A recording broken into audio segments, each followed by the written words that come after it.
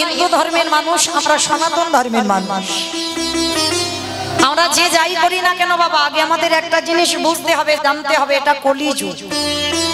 আর এই কলিযুগে যাগযজ্ঞ নয়, ব্রত পূজা নয়, ধ্যান তপস্যা নয়। কেউ যদি বার ব্রত না করে, পূজা অর্চনা না করে, যাগযজ্ঞ যদি নাও করে, তাতে অসুবিধা না। মহাজনগতস্য পন্থা, মহাজনেরা বললেন কলির মানুষ তোদের মুক্তির পথ হলো একটাই, হরিরে নাম হরিরে নাম হরিরে নামৈব কেবলম কলম নাস্তে নাস্তে নাস্তে গতিরান্যথা গতিরান্যথা।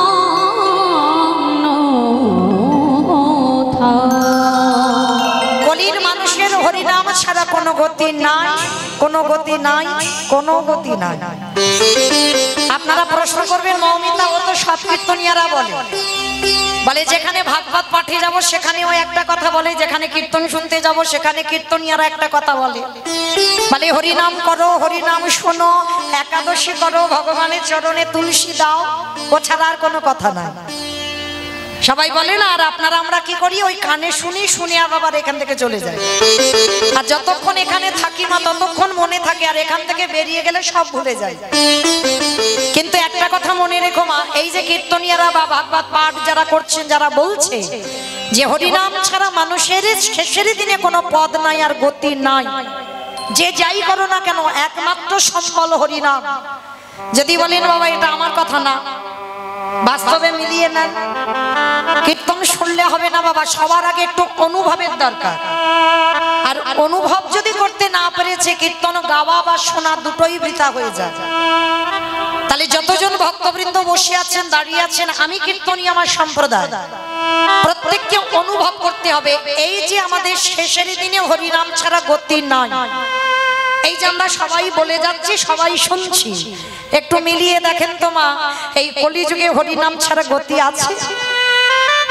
গতি যদি থাকতো বাবা, যে যত বড় ধনী হোক না কেন, যার যত টাকা থাকুক না কেন, যার যত অর্থ থাকুক না কেন, কেউ যদি সারা জীবনটা দিল্লি বোম্বে কাটিয়ে দেয়, সোনার পালঙ্কে ঘুমায়, কেউ যদি টাকার বিছনা করে ঘুমায়, তবু কিন্তু শেষের দিনে এরা তোমার কেউ আপন নয়।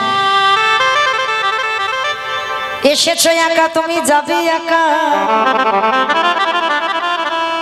যেদিন ধরা এসেছিলে তুমি কাউকে সঙ্গে আনো না, আর যেদিন ধরা থেকে চলে যাবে তুমি কাউকে সঙ্গে নিয়ে যাবে না। তাহলে কিসের জন্য এত আমার আমার করে? ছেলে আমার, মেয়ে আমার, জায়গায় আমার, জমি আমার, বৈভব আমার, বিষয় আমার, বন্ধু আমার, কিন্তু যতই আমার করো না কেন,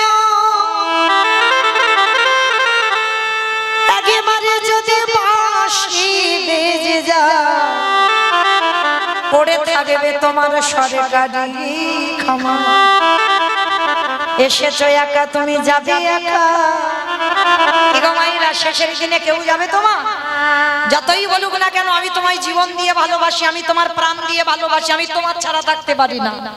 যত বলুক না কেন এত এত ভালোবাসি। যেমন এসেছো একা, তেমন যাবে একা। এসেছো হাতে করে কিছু আনোনি, আর যেদিন চলে যাবে সেদিনও তুমি কিছু নিয়ে যাবে না। তবে সাথ দেবে কি? তোমার কর্মফল।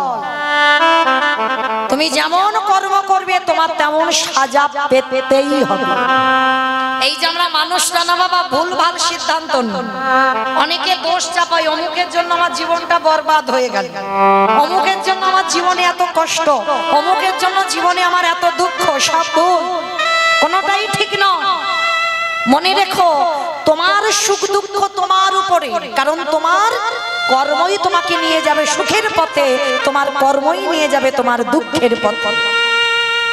কতদিন তুমি হরিবাসরে বসেছো, কতদিন তুমি ভাগবত আসরে গেছো, কতদিন একাদশী করেছো, কতদিন গোবিন্দ চরণে নয়ন জলে তুলসী দিয়েছো।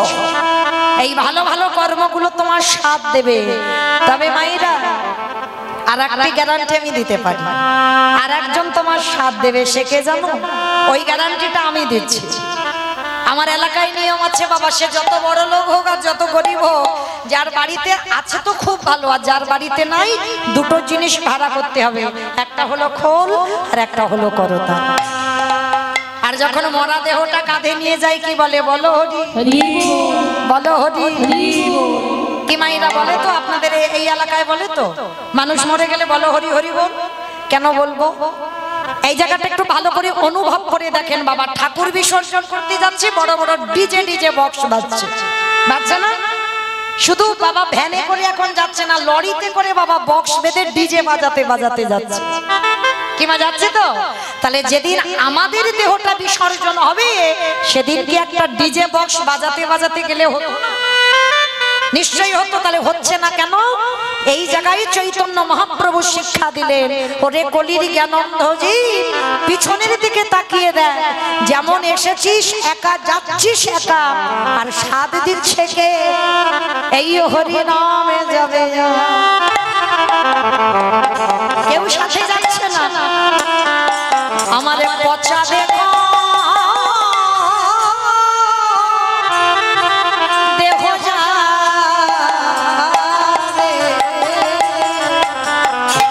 যেদিন তুমি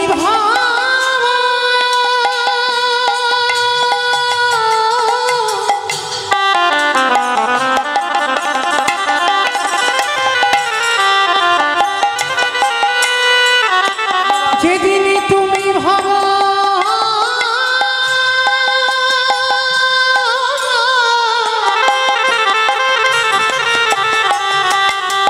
যেদিন তুমি ওই ভাব পারে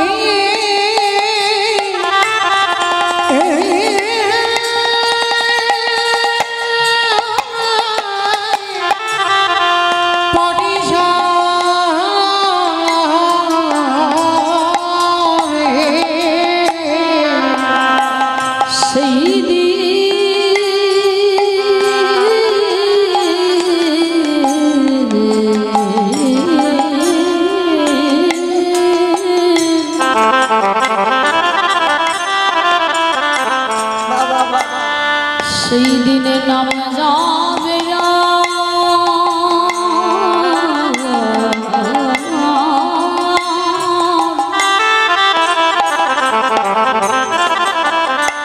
এই পচা দেহ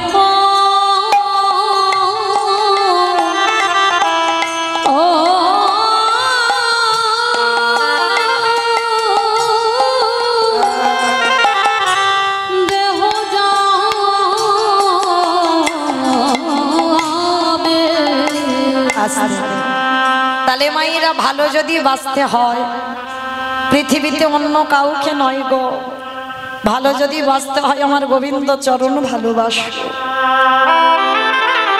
ওই চরণ যদি ভালোবাসতে পারো তবে মা সময় থাকতে থাকতে ভালোবাসতে হবে। শিশুকালে কৃষ্ণ ভজে কৃষ্ণ পাবানাসী, কৃষ্ণ পাবানাসী,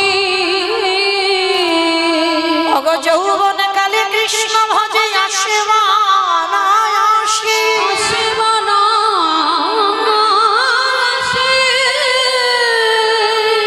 আজ বৃদ্ধকালে কৃষ্ণ ভজে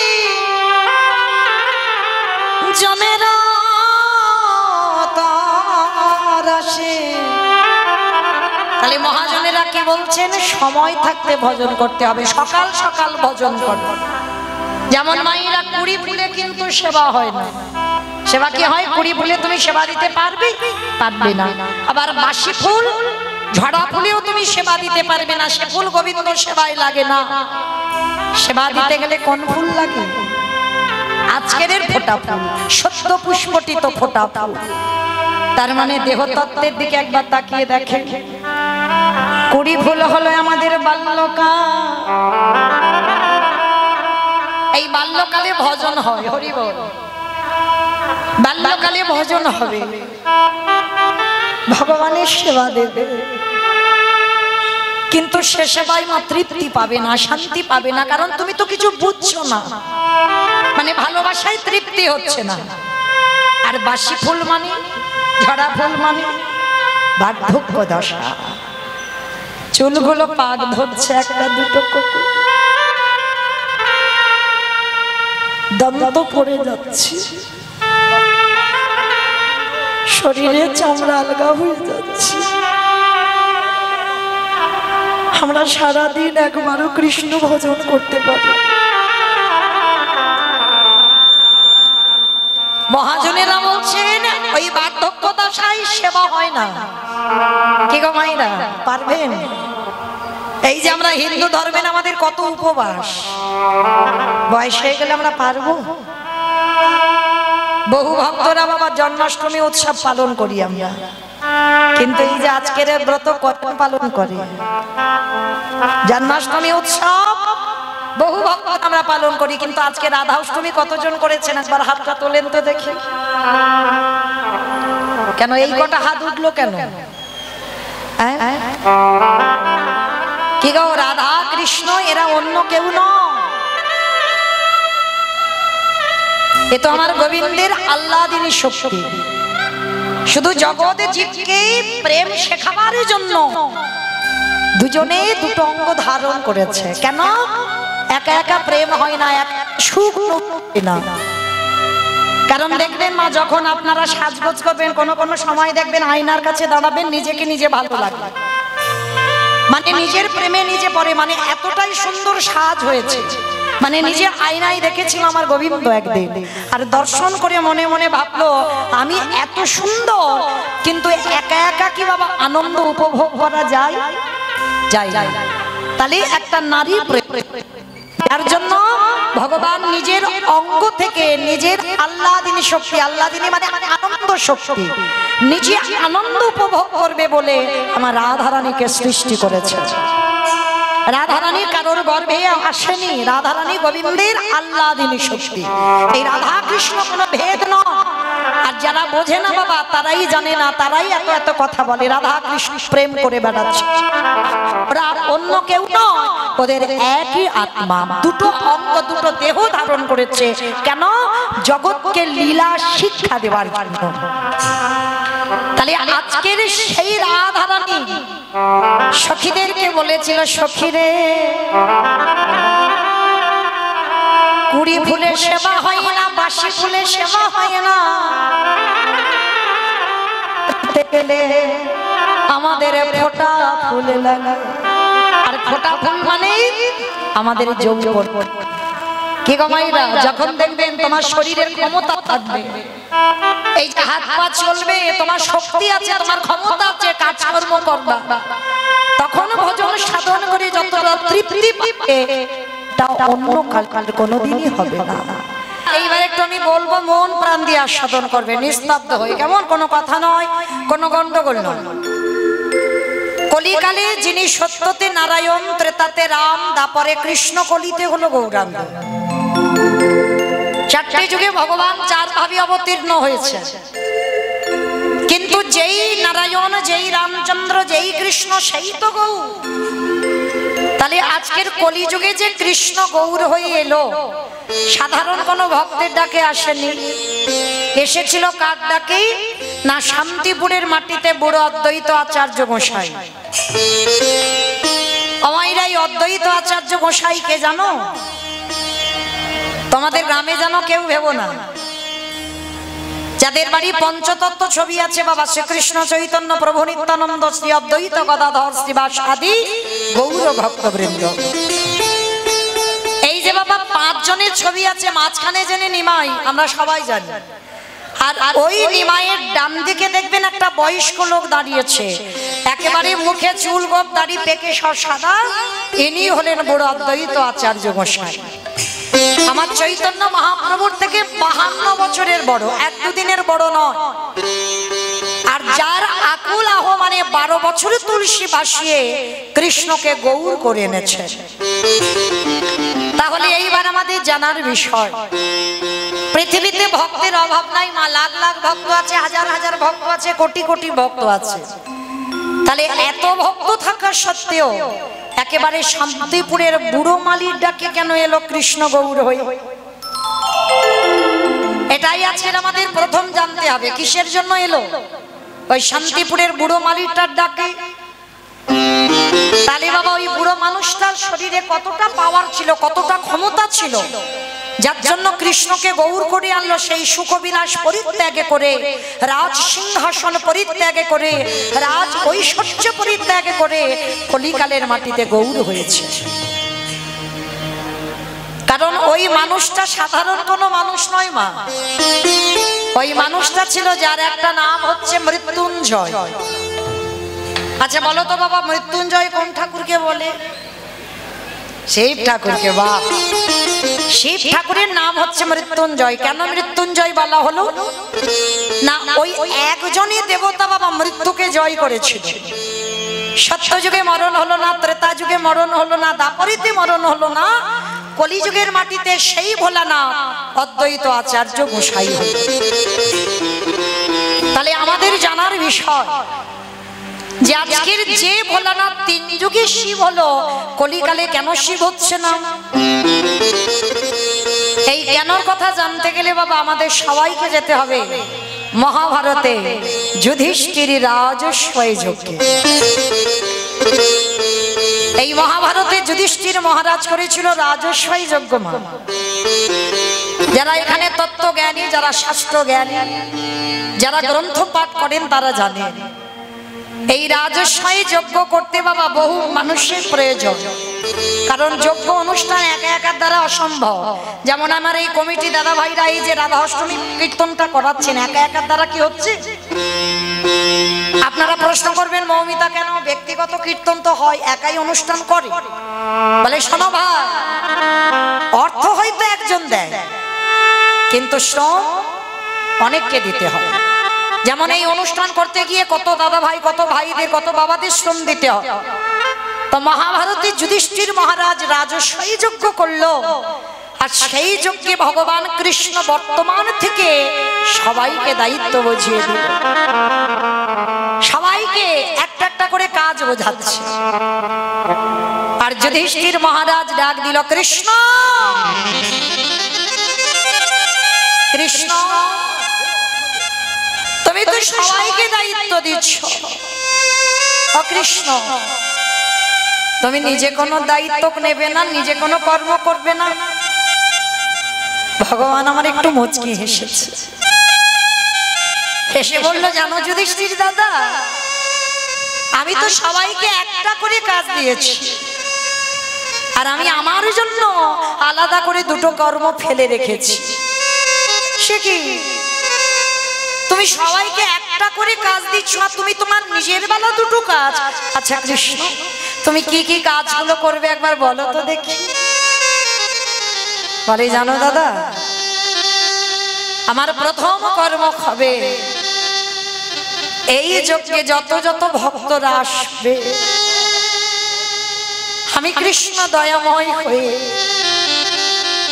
সবার প্রথমে আমি নিজের হাতে তাদের চরণ যুগলাগে ধৌত করে চমকে উঠেছে। অসম্ভব কৃষ্ণ, এটা তুই কি বলছিস? কে কোন জাতের মানুষ আসবে জাতের ঠিক নেই, আর তুই সবার পা ধোবাবি? বলে, হ্যাঁ দাদা, এটা হবে আমার প্রথম কাজ। একটা কথা মনে রেখো মা, মানুষ জাতের বিচার করে, কিন্তু আমার ভগবান জাতের বিচার করে না। কে হিন্দু, কে মুসলমান, পশু পাখি, কীট পতঙ্গ, দানব মানব, সবাইকে আমার ভগবান প্রেম দিয়েছে। আর প্রেম যদি না দিত, নবদ্বীপের মাটিতে মলয় চাঁদ কাজীকে উদ্ধার করতো না।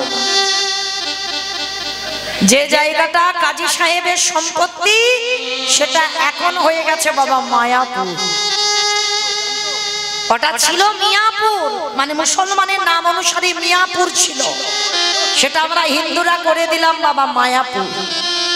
তাহলে সেই কাজী সাহেবকে উদ্ধার করেছে। আপনারা যারা যাবেন মায়াপুর দেখবেন, ওই মায়াপুরের আগের স্টপেজে পড়ে না বামন পুকুর, ওই বামন পুকুরে আছে আজও সেই কাজী সাহেবের সমাধি। ওই মুসলমান, বিধর্মী মুসলমান কাজী কি করেছিল? হিন্দুদের হরিনামে বাধা দিত। যেখানে যেখানে হরিনাম হবে, যেখানে যেখানে কৃষ্ণ নাম হবে, খোল করতাল গিয়ে ভেঙে গুড়িয়ে দিত, করতালগুলো নিয়ে সুরধ্বনি গঙ্গায় ভাসিয়ে দিত। খোলগুলো লাঠি দিয়ে ভেঙে দিত। সবাই কি আমার নিমাইয়ের কাছে নালিশ জানালো। আর আমার ভগবান তো কোনোদিন রেগে যায় না, সবাইকে বোঝালো তোমরা শান্ত হও, আমি দেখছি কি করা যায়। পরের দিন কাজী সাহেব ঘুমিয়ে আছে বাবা। আর ভগবান কি করেছিল জানো? দেহটা মানুষ আর মুখটা পশু। বলো তো কোন ঠাকুর? দেহটা মানুষ আর মুখটা পশু। গণেশ ঠাকুর।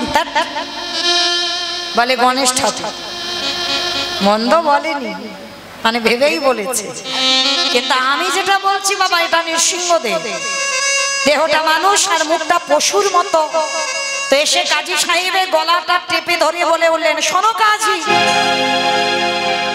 তুমি যখন ওই হিন্দুদের হরি নামে বাধা দিয়েছ, হিন্দুদের কৃষ্ণ নামে যখন বাধা দিয়েছ, আজকে থেকে আমি তোমাকে সময় দিলাম 1 মাস। 1 মাসের মধ্যে আমি নিজের হাতে তোমার এই রকম দিনে তোমার প্রাণ নিতে আসব। আর যখনই স্বপ্নটা দেখেছে বাবা, ভোরের বেলা কাজী সাহেব উঠে ছুটেছে নিমাইয়ের কাছে। আছাড় খেয়ে বলল নিমাইয়ের চরণে, নিমাই, আমি বড় ভুল করেছি বাবা, আমি বড় অপরাধ করেছি, আমায় ক্ষমা করে দে। যেই না চরণে লুটিয়ে ভগবান তো মুসলমান বলে পা দিয়ে ঠেলে দেয়, কোলে করে হৃদয়ে জড়িয়ে ধরেছে কাজী। যে আমারে চাই তারই আমি চাই, আর যে আমারে না চাই তারই আমি না চাই। আমার জন্য কেউ যদি এতটুকু ভাবে, আমি তার জন্য বিশাল কিছু পারি। যদি একটু জলে ডুব দেয়, আমি ভগবান তার জন্য সম্পূর্ণ জলে ডুবে বসে থাকি। তবে আমার চরণে আত্মসমর্পণটা করতে হবে। আর কাজী সাহেব সমর্পণ করলো বলে বিধর্মী মুসলমানেরা কি করেছিল জানো? কাজী সাহেবকে এক ঘরে করে দিয়েছিল। বলেছিল কাজী সাহেব যখন হিন্দুদের হরিনামে যোগ দিল, তাহলে ওই কাজীকে, ওই কাজীর মৃত্যুর সময় আমরা কেউ ওর মুখে জল দিতে যাব না। আর কাজী যখন মরে যাবে, কাজীর দেহটা নিয়ে কেউ আমরা কবরস্থানে নিয়ে যাব না। ছুটে গেল আমার নিমাইয়ের চরণে, নিমাই, তোর হরিনাম ভালোবাসলাম বলে আমার মুসলমান সমাজ ক্ষিপ্ত হয়ে উঠলো, আমাকে এক ঘরে করে দিয়েছে। আমার মৃত্যুর সময় নাকি তারা জলও পর্যন্ত দেবে না। আমার প্রভু হেসে বলেছিল, দরকার নেই কারণ, এই পৃথিবীতে যার কেহ না, আমি আছি। এই পৃথিবী যার কেউ থাকে না, তার জন্য তো আমি বসে আছি, তাকে পার করাবার জন্য। এই কাজী সাহেবের মৃত্যু যন্ত্রণা হয়েছিল মা। মৃত্যুর সময় একটু পিপাসার জলের জন্য ছটফট করে কেঁদেছিল, কেউ জল দেয়নি। আমার মহাপ্রভু মুসলমান বলে ভাবেনি, নিজের হাতে নিজের খাবারের গ্লাসে জল এনে কাজী সাহেবকে খাইয়েছি। পরশমণির পরশে লোহা যদি শোনা হয় গো, আমার ভগবানের পরশেও অভক্ত ভক্তে পরিণত। যেই না আমার কাজী সাহেবের মৃত্যু হলো, কেউ তো ছুতেও এলো না। আর মহাপ্রভু কি করেছিল জানো? নিজের হাতে কাজীকে বুকে করে জড়িয়ে ধরে, মুসলমান বলে ঘৃণা করিনি, নিজের হাতে কাজী সাহেবের কবরে দিয়েছিল, কেউ আসে। আর কাজী সাহেবে বলেছিল ওর ওই কবরের উপরে কেউ ফুলও দেবে না। মহাপ্রভু বলেছিল দরকার নেই, কেউ মরে গেলে একদিন ফুল দেবে, দুদিন দেবে, কিন্তু ভক্তির জন্য আমি এমন ব্যবস্থা করি সারা জীবন যেন তার ফুলের অভাব না হয়। আজও গিয়ে দেখবেন কাজীর সমাধির উপরে একটা গাছ পোতা হয়েছে, চাঁপা ফুলের গাছ। একবার যদি যান গিয়ে ওই চাপা ফুল গাছটাকে পরশ করে, ওটা আমার মহাপ্রভুর নিজের হাতে লাগানো গাছ। মানুষ কবরের উপরে একটা দুটো ফুল দেবে, আর ওই চাপা ফুল থেকে, চাপা ফুলের গাছ থেকে শত শত ফুল ওই কাজী সাহেবের কবরের উপরে পড়ে। তাহলে ভগবান কি কোনোদিন জাত বিচার করে? মানুষ করে। আজকের সেই ভগবান রাজস্বই যোগ্য পা ধোয়ার দায়িত্বটা নিয়েছে।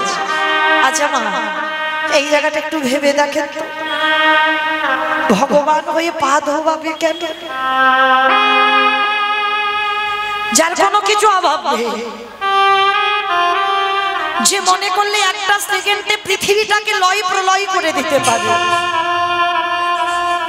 যার ইচ্ছাতে মরা গাছে ফুল ফোটে, শুকনো গানে ওজন ঘর, যার ইচ্ছাতে জগতে চলে,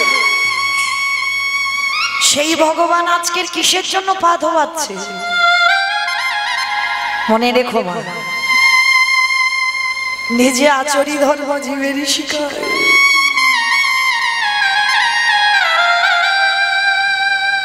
নিজে না করলে ধর্ম জীবকে শিখানো যায়। আমাকে দেখে কেউ শিখবে বলে মনে হয়? আমি যদি সাধুগুরু বৈষ্ণব চরণে নত হই, তবেই আমাকে দেখে শিখবে। আমি কৃষ্ণ বলে কাঁদলে তবে জগতের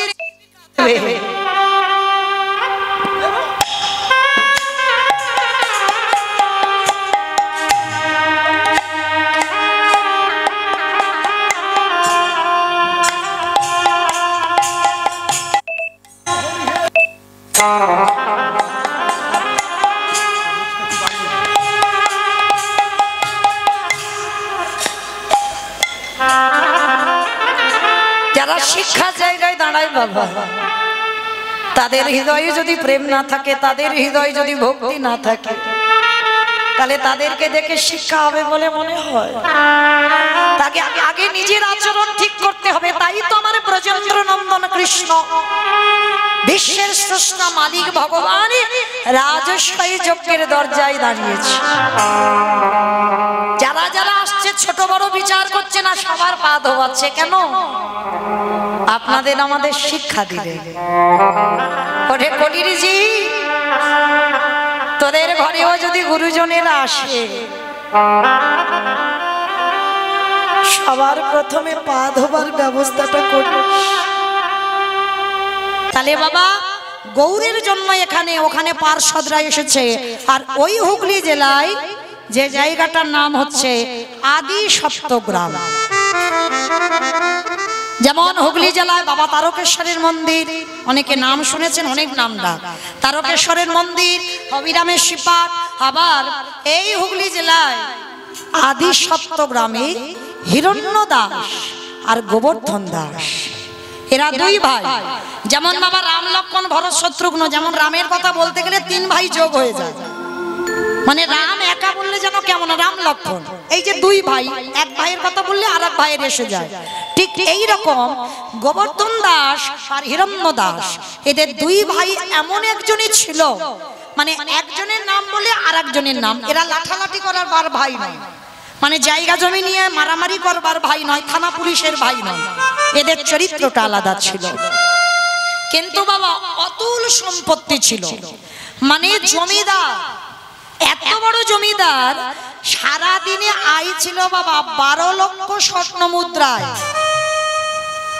আর নবাবকে দিত শুধু 8 লক্ষ স্বর্ণ মুদ্রা। নবাবকে দিয়ে দিতে হতো, হ্যাঁ, কর দিতে হতো। তার মানে কত বড় জমিদার। কিন্তু বাবা সব ছিল, কিন্তু ওদের পরিবর্তে কে যে রাজত্বটা চালাবে বংশে কেউ ছিল না। কারণ হিরণ্য দাস তো বিয়েই করেনি, গোবর্ধন দাস বিয়ে করেছিল। আর কিন্তু বিয়ে করলে কি হবে, বংশে একটাও ছেলে মেয়ে ছিল না।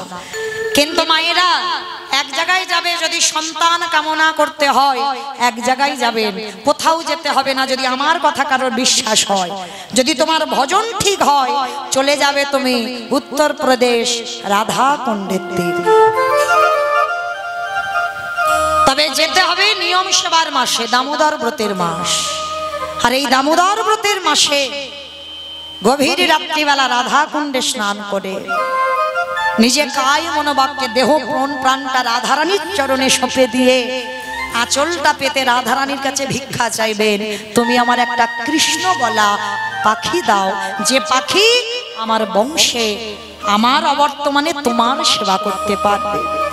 যদি কেউ এইভাবে মানত করে, আমার বিশ্বাস তার কোল তার বংশের প্রদীপ অবশ্যই সে পাবেই পাবে। তো রাধা কুণ্ডের তীরে গেল হিরণ্য দাস আর গোবর্ধন দাস, পরিবারকে নিয়ে গেল আর রাধারানীর কাছে আঁচল পেতে ভিক্ষা চাইল, একটা যেন আমার বংশে পুত্র সন্তান আসে। এসেই গেল শুভ দিন, শুভক্ষণ, শুভ লগ্নে আজকে গোবর্ধন দাসের ঔরসে জন্ম নিল। আদি সত্যগ্রামে জন্ম নিল দাস রঘুনাথ। আদি সত্যগ্রামে জন্ম নিল দাস রঘুনাথ। আদি সত্যগ্রামে জন্ম নিল দাস রঘুনাথ। আদি সত্যগ্রামে জন্ম নিল দাস রঘুনাথ। বলি উলুধ্বনি হরিধ্বনি করিলা ভুবন। উলুধ্বনি হরিধ্বনি করিলা ভুবন। উলুধ্বনি হরিধ্বনি করিলা ভুবন। আবার উলুধ্বনি হরিধ্বনি করিলা ভুবন। আজ জয় দাও জয় রাম, জয় রাম আজ জয় দাও জয় রাম। জয় রাম ভক্তের জন্ম হলো, জয় রাম ভক্তের জন্ম হলো। জয় রাম। বাবা মার কোল আলো করে, জ্যাঠামশাইয়ের কোল আলো করে জন্ম নিল রঘুনাথ দাস। কিন্তু মায়েরা, রঘুনাথ দাস ছোট্টবেলা থেকে, জন্ম থেকে বৈরাগ্য ভাব, তার কোনো কিছু খেলা ভালো লাগে না। আমাদের সংসারে ছেলে মেয়েদের বাবা কত কিছু খেলনা, আর বিশেষ করে তো এখন একটাই খেলনা আছে বাবা, মোবাইল। রঘুনাথ দাসে এসব কিছু খেলনা নয়।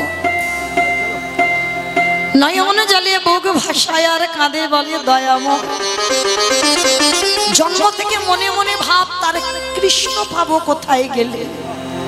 সব সময় ছেলেটা কোনো হাসি নেই মুখে, সর্বদা নয়ন দুটো ছলো ছলো ভাব।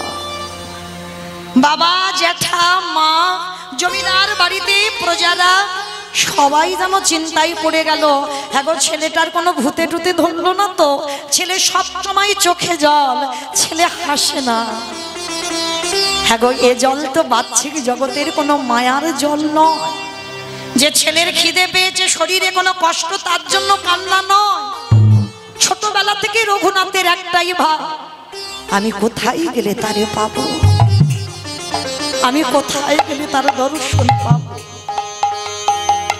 অন্নপ্রাশন হলো, ওই ছেলেটা ছোট্টবেলা থেকে ভগবানের মূর্তি নিয়ে খেলা করে। ধীরে ধীরে রঘুনাথ বড় হলো। বাবা মা চিন্তা করলো রঘুনাথকে পাঠশালায় দিতে হবে। এখনকার সমাজে যে নিয়ম, তখনকার সমাজে ওই রকম নিয়ম নয়।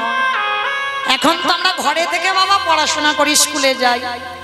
কিন্তু রঘুনাথের বাবা জমিদার তো, যেমন প্রহ্লাদকে ধ্রুবকে পাঠশালায় ভর্তি করেছিল, গুরু পাঠে পাঠিয়েছিল, আর লেখাপড়া শেষ করে তবে বাড়িতে আসতে পারবে, তার আগে নয়। রঘুনাথকে নিয়ে গেল গোবর্ধন দাস আর হিরণ্য দাস। ওদের বাড়ির কুল পুরোহিত ছিল, যার নাম বলদেব আচার্য। আর বলদেব আচার্যের কাছে তখন রঘুনাথের বয়স দাঁড়িয়ে গেল 5 বছর।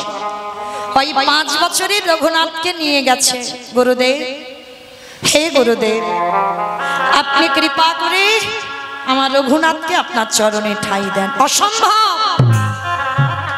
ও বড় লোকের ছেলে, ও খামখেয়ালি হবে। কারণ বড় লোকের ছেলেরা বাবা এমনি খামখেয়ালি হয়, যে যখন যেটা মনে করবে তখন সেটা চাই। আর শোনো হিরণ্য, শোনো গোবর্ধন, তোমার ছেলেকে আমি এখানে আশ্রয় দিতে পারবো না, কারণ ও ছেলে অন্যায় করলে আমি সহ্য করতে পারবো না, আমি ওকে গলা ধাক্কা দিয়ে বের করে দেব। গোবর্ধন আর হিরণ্য বলছে, গুরুদেব আপনি জানেন না, দুটো দিন রঘুনাথকে রেখে দেখেন। রঘুনাথ অন্যান্য ছেলেদের মতো নয়, রঘুনাথ একেবারে আলাদা, খুব শান্তশিষ্ট, কোনো কথা বলে না, ওর কোনো বায়নাও নেই। ও যদি ওর খিদেও পায় কোনোদিন বলবে না যে আমার খিদে পেয়েছে। দুটো দিন রেখে দেখেন গুরুদেব। ঠিক আছে হিরণ্য, তুমি যখন বলছো তোমরা জমিদারের মানুষ, তবে আমার ইচ্ছা নেই, তবু আমি তোমাদের কথা মতো রাখলাম। তবে যদি কোনোদিন রঘুনাথ অন্যায় করে, আমি ওকে গলা ধাক্কা দিয়ে এখান থেকে বের করে দেব। রেখে গেল বাবা জ্যাঠা রঘুনাথকে। আর তখনকার আর পড়াশোনা বলতে একটাই, ভাগবত পড়াশোনা। শুধু আশ্রমে রঘুনাথ একানো, আরো অন্যান্য ছেলেরা আছে, ওর বয়সী ছেলেরা। তা গুরুদেব ভাগবত পাঠে বসেছে, সমস্ত পড়ুয়াদের ডেকেছে, সবাই এসে বসেছে। সবাই কত গল্প, মানে অতটুকু বয়সে বাবা ভাগবতে কিছু বোঝে, কিন্তু ছোটবেলা থেকে গুরুদেব শ্রবণ করায়, যদি চৈতন্য হয়। তা সবাই শুনছে, আর রঘুনাথ বসে আছে সবার সামনে। গুরুদেব ভাগবত পড়ছে। কিছুক্ষণ পর বাবা সমস্ত পড়ুয়ারা উঠে চলে গেল, আর গুরুদেব ভাগবত পড়ছে, রঘুনাথ বসে বসে কাঁদছে। সবে কালকের এসেছে, আজকের কাঁদছে। তা গুরুদেব পাঠ করতে করতে দেখছে রঘুনাথ অঝর নয়নে কাঁদছে। গুরুদেব ভাগবতটা দেখে রঘুনাথের কাছে গেছে, এই বাবা আমার কাছে আয়, বাবা মার কথা মনে পড়ছে, জ্যাঠামশাইয়ের কথা মনে পড়ছে নাকি খিদে কষ্ট পাচ্ছিস?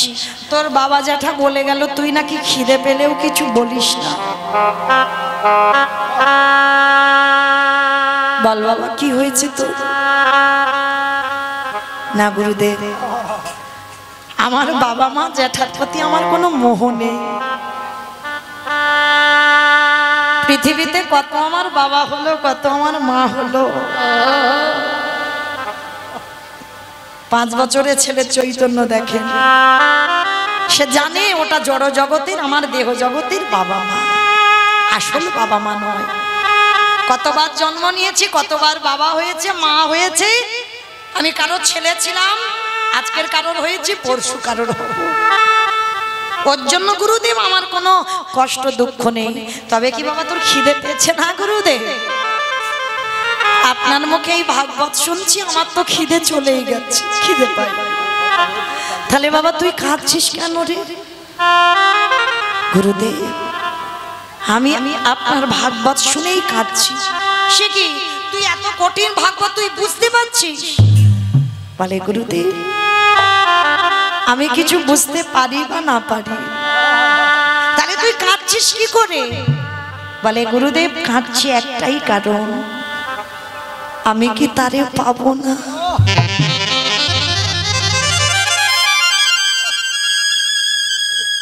বলো না গুরুদেব আমি কি তারে পাবো না। কার কথা বলছিস?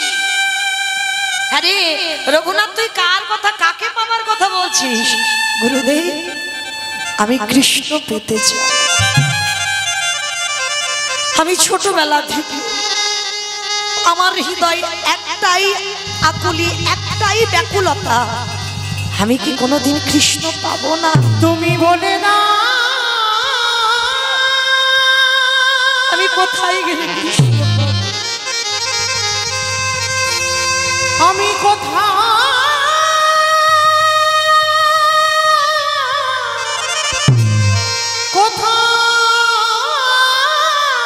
গেলে বলে আমার কৃষ্ণ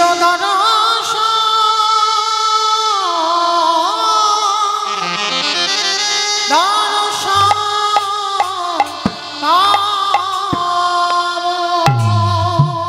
আমি একবার বলে দাও আমি কোথাও গেলে গুরুদেবের দুটো চরণ জড়িয়ে দাও। পাবো দেখা ওগো দয়া মা। আমি তাকে খুঁজে পাই না, বড় কষ্ট।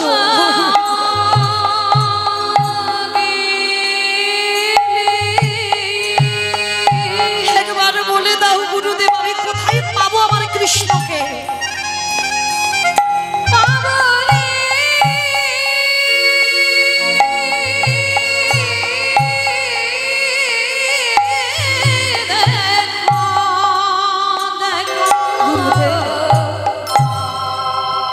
ও গো দয়া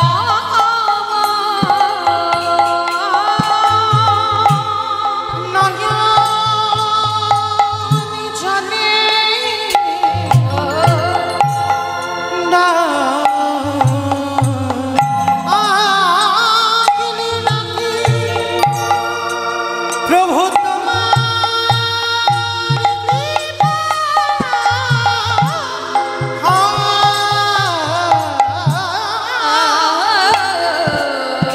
বলো না গুরুদেব, আমি এত কাঁদি সে কি শুনতে পাই না? আমি তাকে পাবো।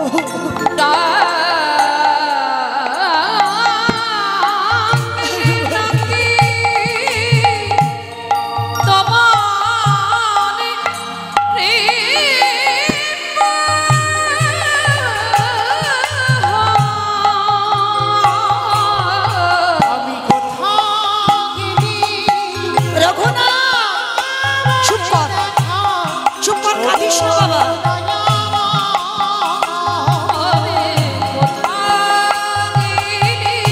পাগলের মতো কাঁদছিস।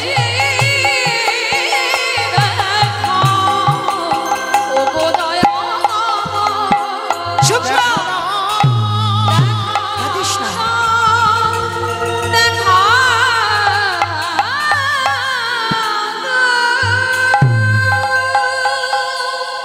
কতটুকু ভগবানের প্রতি আকুলতা আছে কৃষ্ণ পাবো। ওই বাচ্চাটা পাগল হয়ে গুরুদেবের পায়ে পড়ে কাঁদছে। বলো না গুরুদেব, এত কাঁদি এত ডাকি, আমার ডাক কি শুনতে পাই না? পাবি বাবা, পাবি, পাবি, তুই কৃষ্ণ পাবি।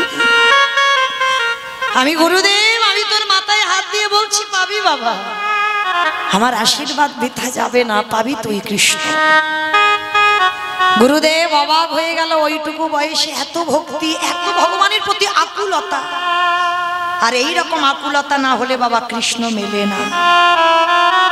আর ওদিকে হরিদাস ঠাকুর লক্ষ্মীহীরাকে উদ্ধার করে বড়দেব আচার্যের ঘরে এসেছিল। ভক্ত সমাজ বৈষ্ণব সমাজ মিলিত হয়েছে। আর রঘুনাথ ছোটবেলা থেকে যেখানে বৈষ্ণব সমাজ হয় ছুটে যায়, যেখানে বৈষ্ণব মণ্ডলী আসে ছুটে যায়, ছোটবেলা থেকে এর চরিত্র এটাই। তা যেই না আজকের ওই হরিদাস ঠাকুর এসেছে, সবাই হরিদাস ঠাকুরকে দেখে বাবা পঞ্চাঙ্গ প্রণাম করছে। পঞ্চাঙ্গ মানে হাঁটুটা মাটিতে রেখে প্রণাম। আর ওই ছোট্ট রঘুনাথ সবার মাঝখান থেকে গিয়ে একেবারে মাটিতে শুয়ে পড়ে দণ্ডবত প্রণাম। যেমন বাবা নামাচার্য হরিদাস ঠাকুর 24 ঘন্টায় 3 লক্ষ নাম জপ করে। 1 লক্ষ মনের ভিতরে, মানে দাঁত নড়বে না, জিভ নড়বে না, কোনো ফিস ফিস আওয়াজ হবে না। 1 লক্ষ মনের ভিতরে জপে, 1 লক্ষ আওয়াজ হয়, আর 1 লক্ষ উচ্চ ঈশ্বরে করে। এই 3 লক্ষ নাম নামাচার্য হরিদাস ঠাকুর করতেন। আর এই যে দণ্ডবত প্রণাম, রঘুনাথের থেকে জগতে এত ভক্ত আছে, রঘুনাথের থেকে বেশি আর কেউ কোনোদিন দণ্ডবত প্রণাম করতে পারবে না। তো যেই না দণ্ডবত প্রণাম, তা আমার হরিদাস ঠাকুর সঙ্গে সঙ্গে আমার রঘুনাথের হাত ধরে তুলেছে। এই বাবা দাঁড়া দাঁড়া দাঁড়া। আচ্ছা বাবা, ভক্ত চিনবে কি করে? এই তো সব তিলক সেবা আছে, সব তো গলায় মালা আছে, সব ভক্ত। ধুর, কত সোজা নয়। ভক্ত হওয়া শক্ত রে ভাই, অনেক শক্ত। তাহলে ভক্ত চিনবে কি করে? ভক্ত চিনতে গেলে বাবা ভক্তের নয়নের দিকে তাকাতে হবে। যার নয়নে কৃষ্ণ নামে বাড়ি ঝরে, নয়নের দিকে তাকালে বোঝা যাবে লোভ লালসা কামনা বাসনা কিছু নেই, একটাই লালসা, আমি কি কৃষ্ণ পাবো না?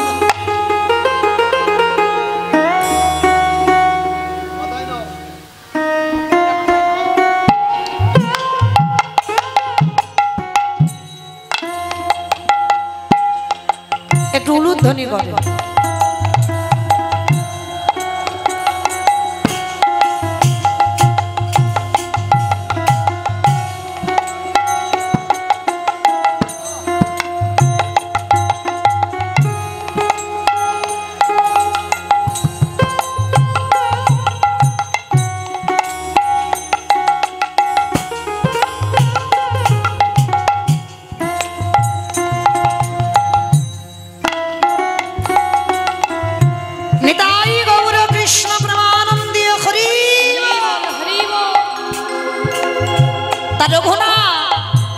যেই না প্রণাম করেছি আমার হরিদাস ঠাকুর রঘুনাথের চোখের দিকে তাকিয়ে বলেন এই তো এই তো এই তো সেই মাটি, যে মাটিতে বীজ বপন করলে অঙ্কুরিত হবেই হবে। কোন মার্গের কথা বললো দেখো হরিদাস ঠাকুর, এই মাটিতে বীজ পুঁতলে অঙ্কুরিত হবেই হবে, আমি নিশ্চিত। আর এই হরিদাস, হরিদাস ঠাকুরকে সর্বক্ষণ বাবা রঘুনাথ অনুকরণ করত। জমিদারের ছেলে হয়ে পরনে রাজ পোশাক নয়, পরনে একটা বহির্বাস একটা অন্তর্বাস, রঘুনাথের পোশাক। আর ঘুমাতো কোন জমিদারির পালঙ্ক নয়, ছোটবেলা থেকে ধুলার পরে ঘুমাতো।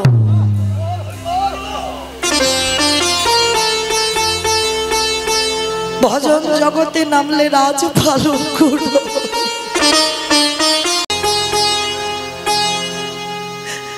মাটিতে ঘুমাবে, শুধু মাটিতে ঘুমাবে নয়, 24 ঘন্টায় একবার আহার করে।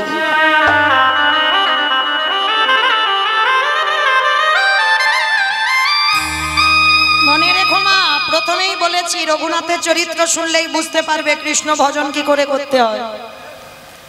ভজনে নামলে বেশি আহার নয়, সকালবেলা খাবে, 9টার সময় খাবে, দুপুরবেলা খাবে, বিকালে খাবে, সন্ধে খাবে, রাতে খাবে, ভক্তি জগতে নয়। 24 ঘন্টায় হরিদাস ঠাকুর একবার আহার করতো। আর ওই ছোট্ট রঘুনাথ হরিদাস ঠাকুরকে অনুকরণ করে একবারই আহার করত। ভজনে নামলে বাবা আহার কম, নিদ্রা কম, আর বিশেষ করে তো বাবা দিবা নিদ্রা নয়, শাস্ত্র বিধান দিচ্ছে দিবা নিদ্রা নিষিদ্ধ। ভজন জগতে নেমেছো যদি,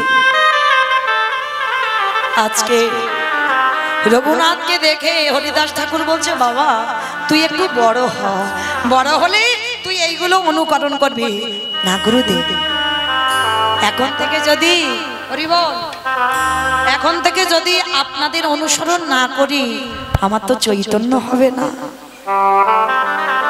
পাঠ শেষ করে ফিরে গেল রঘুনাথ বাড়িতে। আর গুরুমন্ত্র বীজ যখনই শরীরে প্রবেশ করেছে আরো উন্মাদ কৃষ্ণ নামে, আরো পাগলের মতো হয়ে গেল রঘুনাথ।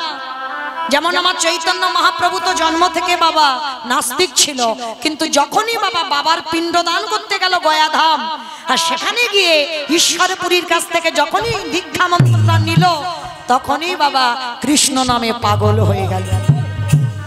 রঘুনাথও দীক্ষা নেবার পরে পাগল পাগল পাগল ভাব। বাড়িতে গেছে ঠিক, যেখানে বাবা খোল করতাল বাজে ও রাতের অন্ধকারে বেরিয়ে চলে যায়। আবার প্রজারা খুঁজে খুঁজে রঘুনাথকে ধরে আনে। যদি রাস্তা থেকে একটা বৈষ্ণব যায়, ও রঘুনাথ ঘর থেকে বেরিয়ে সে বৈষ্ণবের পিছনে চলে যায়। যদি কোথাও গীতা ভাগবত পাঠ হয় ও সেখানে বসে থাকে চুপচাপ। আবার প্রজারা ধরে আনে। বাবা জ্যাঠা বিরক্ত হয়ে গেল। জমিদারের ছেলে হয়ে লাজ লজ্জা নেই, সবার মাঝখানে বসে হরিনাম শোনে, সবার মাঝখানে বসে ভাগবত শোনে, সবার মাঝখানে দাঁড়িয়ে হরিনাম করি। এই কে আছিস দাঁড়ি প্রহরী, ওই রঘুনাথকে ঘরে বন্দি করে রাখ। কৃষ্ণ ভোলাবে বলে বন্দি করেছে। হরি বল। রঘুনাথ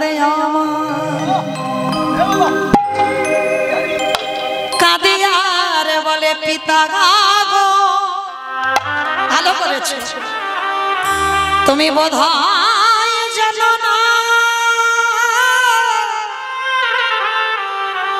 নিরজনে জায়গা না হলে কৃষ্ণ ভজন হয় না। কি বাবা হয় নামের মেলাতে আমরা নাম করি ঠিক, ওটা লোকের নাম শোনানো হচ্ছে, দেখানো হচ্ছে, আসল ঘরে নাম হচ্ছে। আসল ঘরে নাম করতে গেলে দরজা বন্ধ করো। ওই হৃদয়ে কৃষ্ণ মূর্তি অঙ্কন করে,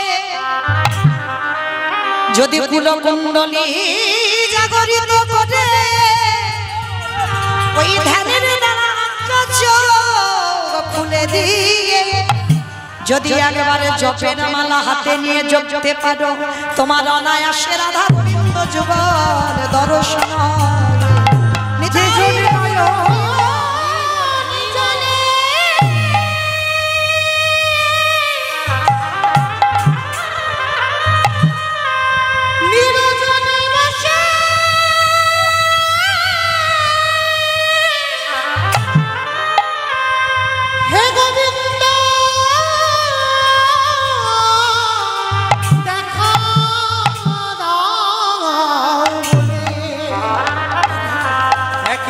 ডাকার মতো ডাকিতে পারি আমারে ভগবান,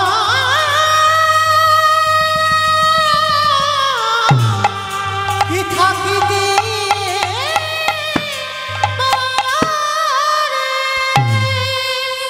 রঘুনাথ বলে উঠলেন, ঠিক করেছো জেঠু, তুমি এই যে আমার ঘরের শিকল দিয়ে বেঁধে রাখলে না, এতে আমার ভজনটা ঠিক হবে,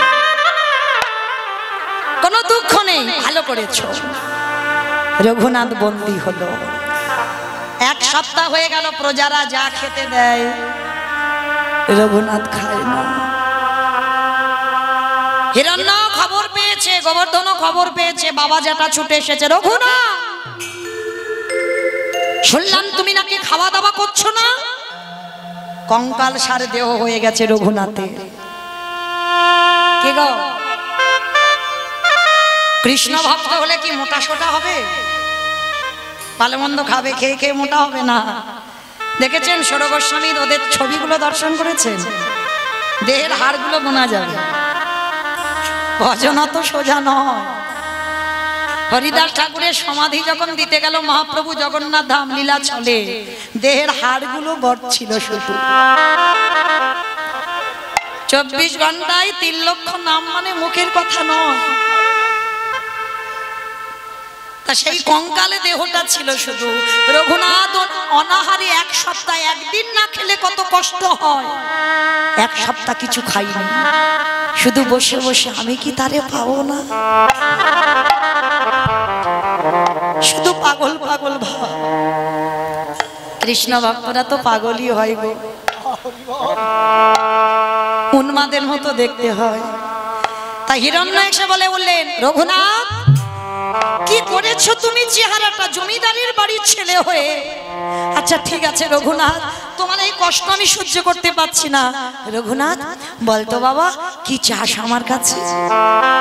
দেবে দেবে জেঠু, আমি যা চাইবো তোমার কাছে দেবো বাবা, দেবো, কিন্তু তোর এই কষ্ট আমি দেখতে পাচ্ছি না। বল বাবা, বল কি চাস?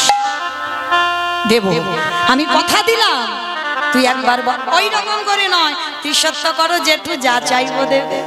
ঠিক আছে রে বাবা, ত্রিসত্য করলাম, বল কি চাস? তুমি কিন্তু আমার কাছে প্রতিশ্রুতি দিয়েছো দেবে, তাহলে দাও। পাগলের মতো ভাবতো, তাহলে দাও জেঠু। কৃষ্ণ এনে দাও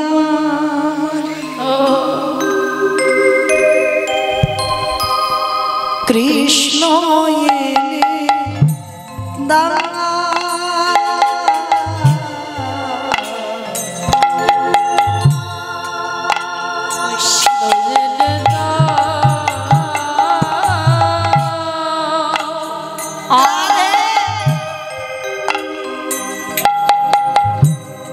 কৃষ্ণ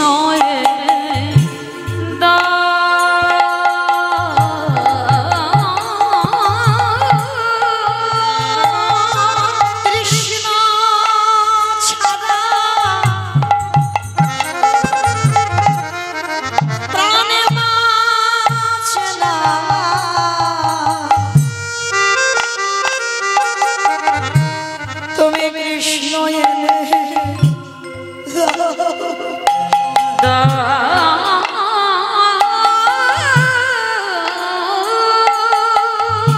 ভালো যদি বাঁচতে হয় এইরকম ভগবানকে ভালোবাসো কৃষ্ণ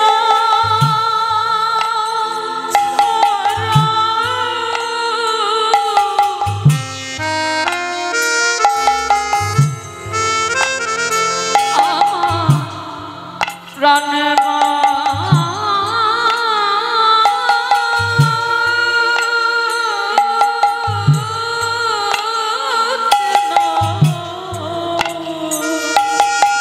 কোথায় গেলে আমি পাবো বলো না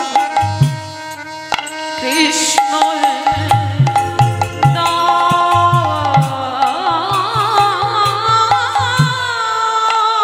এটা কেউ বোঝে না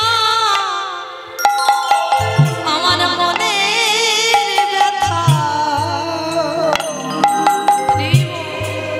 আমি বলবো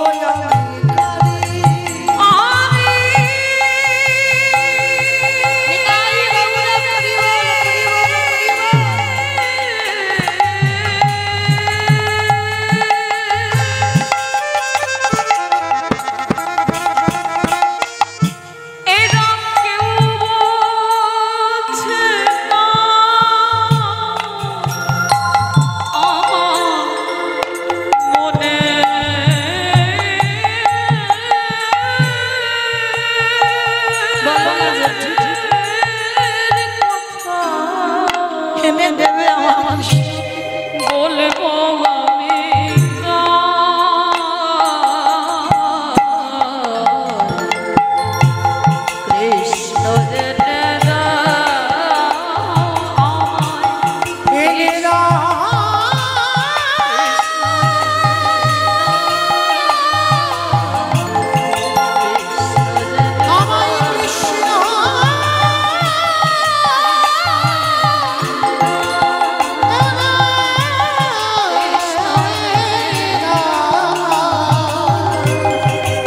কৃষ্ণ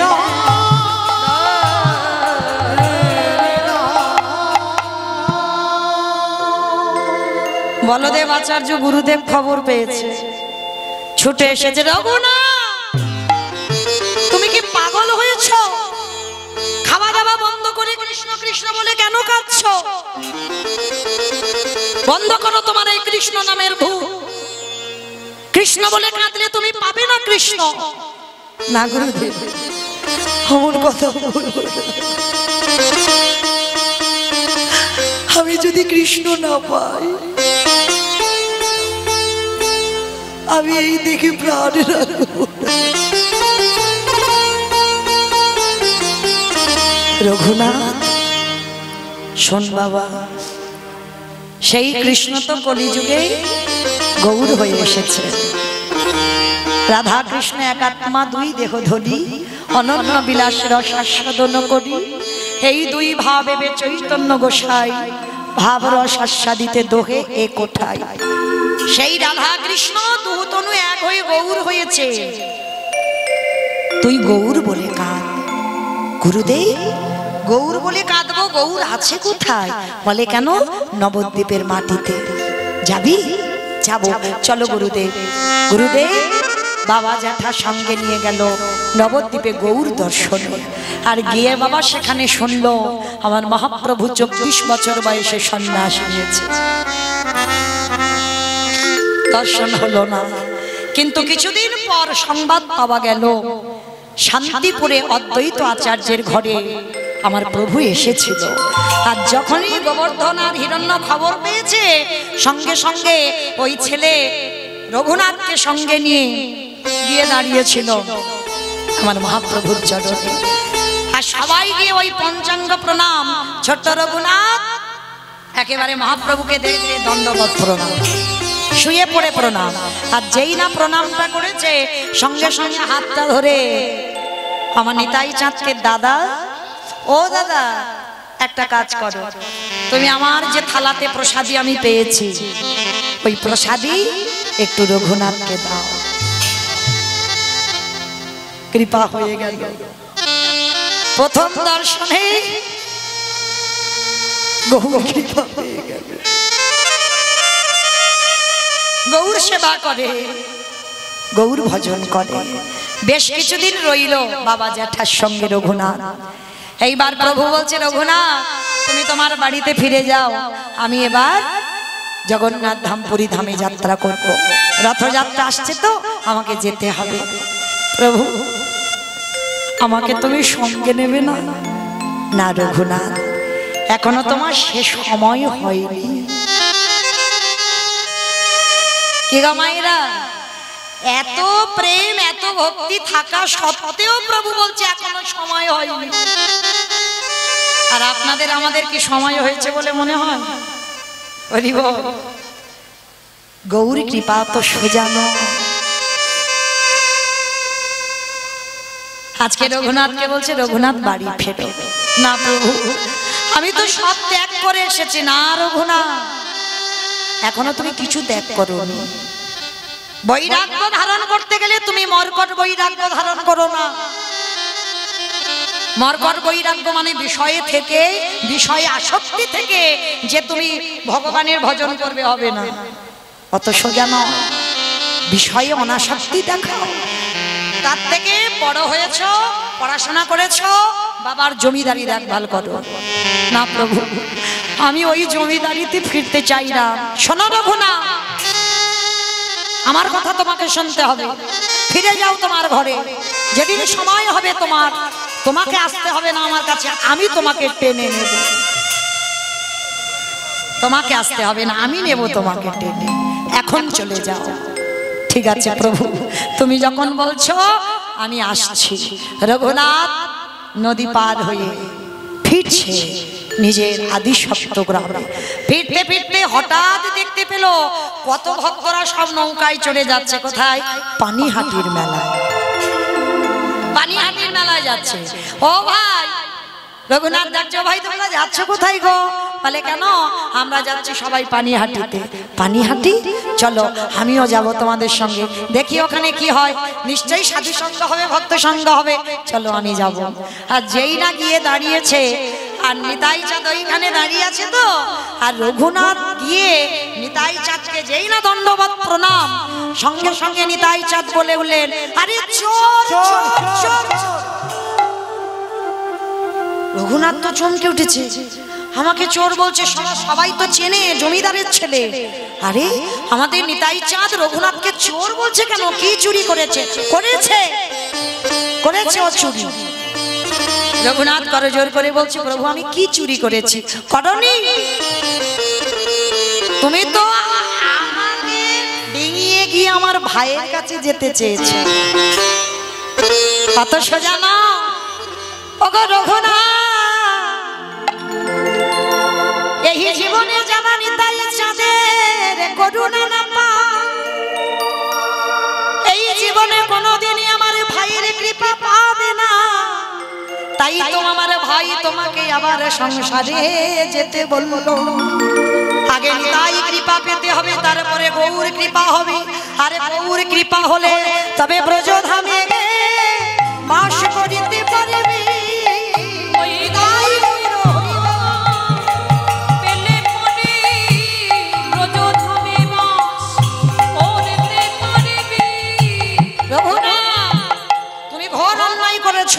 তাই অন্যায়ের জন্য তোমাকে শাস্তি নিতে হবে। রঘুনাথ মাথা নিচু করে বললেন, প্রভু বলো আমার কি শাস্তি দেওয়া হবে?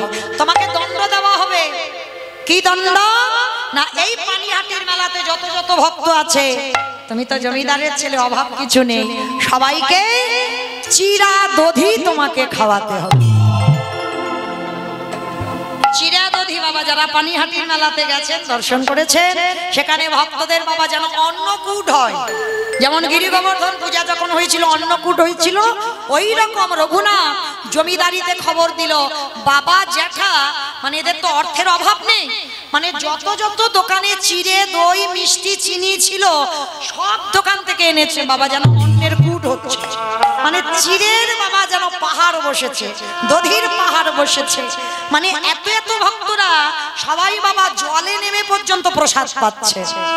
আর এই জায়গাটাকে বলা হয়, এই যে রঘুনাথকে দণ্ড দেওয়া হলো বলে এটাকে আবার একটা নাম দেওয়া হয়েছে দণ্ড মহোৎসব, দণ্ড মহোৎসব। তো এইবার রঘুনাথ সংসারে ফিরলো, সংসারে ফিরে এইবার বাবা যেটা মনে মনে করছে, দাঁড়াও ছেলের মাথা থেকে কৃষ্ণ ভূতটা নামাতে হবে, কি করে নামাবো, কাঁধে একটা জল চাপাতে হবে। ও মায়েরা, জল চাপানো মানে বোঝো তো, এটা আমার কথা নয়, আগেকার দিনে ঠাকুমাদের কথা। এই যেমন গরুর কাঁধে জল চাপিয়ে দিলে ছটফট করতে পারে না, ঠিক ছেলেরা যখন উৎপাত করে বলে কাঁধে জল চাপাও, মানে ওকে বিয়ে দাও, আর বিয়ে দিলে দেখবে ও বেটার মাথা থেকে ওই কৃষ্ণ ভূতটা নেমে যাবে। দেখাশোনা করা হলো, আর দেখে দেখে এমন একটা মেয়ে হলো যার নাম হচ্ছে রত্নাবতী। শুভ দিন শুভ কোণে রত্নাবতীর সঙ্গে বিয়ের আয়োজন হলো, আর বিবাহের পর পরের দিন হচ্ছে কাল রাত্রি, তারপরের দিন হচ্ছে ফুলসজ্জার রাত। কি গো, ফুলসজ্জার রাতে বাবা স্ত্রী কান্নাকাটি করে, এ জায়গায় উল্টে গেছে, রঘুনাথ বসে বসে কাঁদছে ঘরে। স্ত্রী গিয়ে জিজ্ঞাসা করছে, হ্যাঁ গো কাঁদছো কেন, তোমার কি আমার পছন্দ নয়? বলো। বলে সে কি গো, তুমি তো স্বর্গের অপ্সরার মতো দেখতে, পছন্দ হবে না কেন?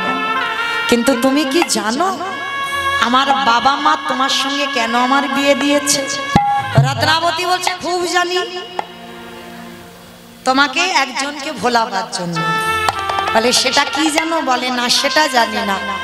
বাবা বলল তুমি নাকি একজনকে খুব ভালোবাসো, তাকে ভোলাতে হবে আমার, ওই জন্য বিয়ে দিয়েছে।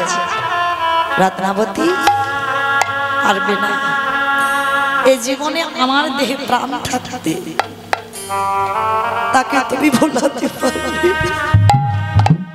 স্বামী, যার জন্য তুমি এত কষ্ট পাও, যার জন্য তুমি আজকের আমাদের বাসর ঘরেও কাঁদছো, বলো না সে কে? পারবে? পারবে? তার কাছে আমায় পাঠাতে পারবে? তাকে আমার কাছে এনে দিতে পারবো? পারবো স্বামী, আমি তোমার স্ত্রী নয়, আমি তোমার বউ নয়, আমি তোমার সহধর্মিণী, তোমার ধর্মের কাজে আমি সাহায্য করব। আমার মনে ইচ্ছা তুমি ভজন করবে, আমি পাশে বসে চন্দন ঘষে দেব, তুলসী চয়ন করব। তো সেটা তো আমার আর হলো না। আমি কথা দিলাম এই ফুলসজ্জার ঘরে আমি তোমাকে তার কাছে পাঠাবো। বল সে কে? কাকে তুমি এত ভালোবাসো, যার জন্য খাও না, ঘুমাও না, শুধু কাঁদো? বেশ রত্নাবতী, কই তোমার হাতটা আমার মাথায় দিয়ে পরশ করে বলো তো আজকের আমি যা চাইবো তুমি দেবে? কথা দিলাম স্বামী, তুমি আমার কাছ থেকে যা চাইবে, যদি আমার প্রাণও চাও আমি হাসতে হাসতে তোমার মতো স্বামীর চরণে আমার প্রাণও দিতে পারি। রত্নাবতী, 3 দিনের দেখাই তুমি আমায় এত ভক্তি শ্রদ্ধা করো, বেশ তাহলে দাও। যার জন্য আমার মন এত আকুলি, যার জন্য আমি এত কাঁদি, যার জন্য আমার বাবা মা তোমার সঙ্গে বিয়ে দিয়েছে, আমি তোমার সঙ্গে সংসার করতে পারি না। রত্নাবতী, বলতে পারো তুমি যখন আমায় এত ভালোবাসো, এই রাতের অন্ধকারে তুমি আমার ঘর থেকে বের করে দাও। আমি যাকে ভালোবাসি নামটা শুনবে সে কে? রত্নাবতী ভেবেছিল বোধ হয় কোনো নারী টারি হবে, সেটা ভাবারই কথা, কিন্তু না। এই রঘুনাথ কোনোদিন তো নারী বদনই দেখতে চায় না। রত্নাবতীকে বলছি, রত্না, যাকে আমি এত ভালোবাসি, যার জন্য আমার মন এত ছটফট করি, যার নাম হলো কৃষ্ণ। রত্নাবতী গো, তুমি কি নাম বলছো? আমায় বলে না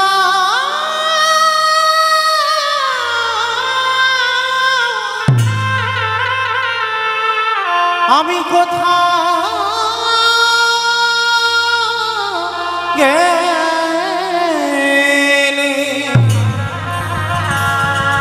কোথা গেলে কৃষ্ণ দর্শন পাব। স্বামী, এক কাজ করো, এখন তো বাবা মা সব প্রজারা ঘুমাচ্ছে, নাও এই রাতের অন্ধকারে পিছনের দরজা খুলে দিচ্ছি, তুমি চলে যাও তোমার কৃষ্ণের কাছে। রাধাবতী, তুমি ভেবে বলছো তো সারা জীবনে আর তুমি আর আমি এক হব না? কোনোদিন তোমার সঙ্গে আমার আর দেখা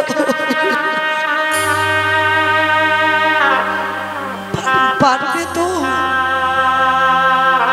কেমন সহধর্মিনী দেখো, 3 দিনের পরিচয়। রত্নাবতী বলে উঠেছিল, স্বামী, এই 3 দিনের স্মৃতিটুকু নিয়ে আমি সারা জীবনটা কাটিয়ে দেব, কিন্তু আমি চাই তুমি যাকে এত ভালোবাসো চলে যাও, চলে যাও রত্নাবতী। আমি চলে যা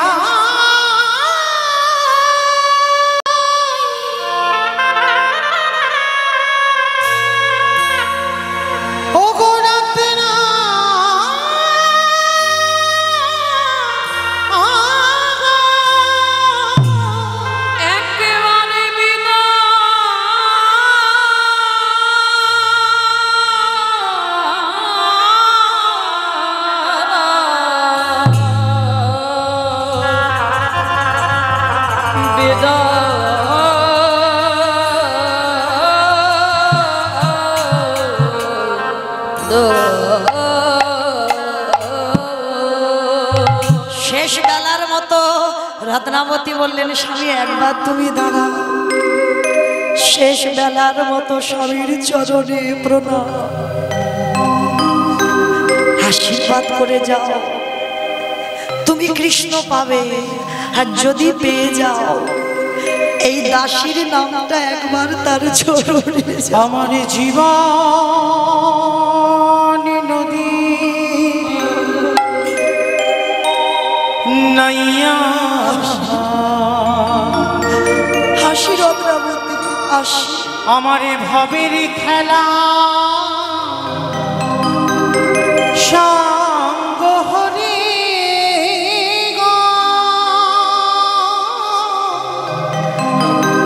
দিও পার করিয়া আমার জীবন নদীরে নাইয়া। চলে যাচ্ছি রত্না, কেঁদো না, জীবন নদী তোমার চোখের জলে আমার পথ চলো। নাইয়া আমি তোমার মতো ঘরণী যেন পাই জনমে। আমার ভবের খেলা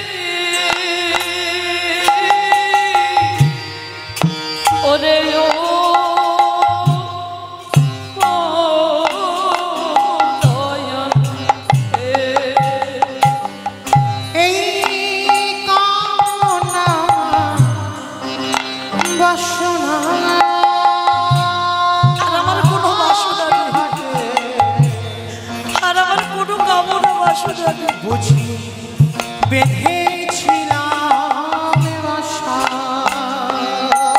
এই কামনা বাসনার পথে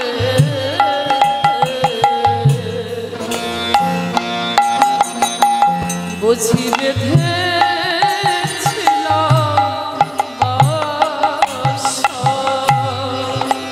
বুঝি নাই তা অচলে হবে গো আমার যাওয়ার বেলা আমার নিতাই গৌর হরি বল হরি বল হরি বল। জীবন তোরে দয়া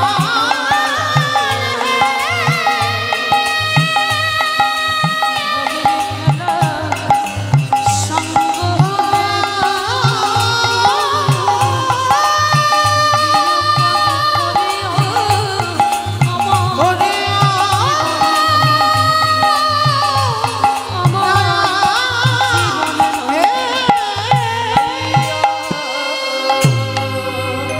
চিরজনমের মতো রঘুনাথ ওই রত্নাবতীকে ফেলে ছুটে চললো জগন্নাথ ধাম পুরী ধাম।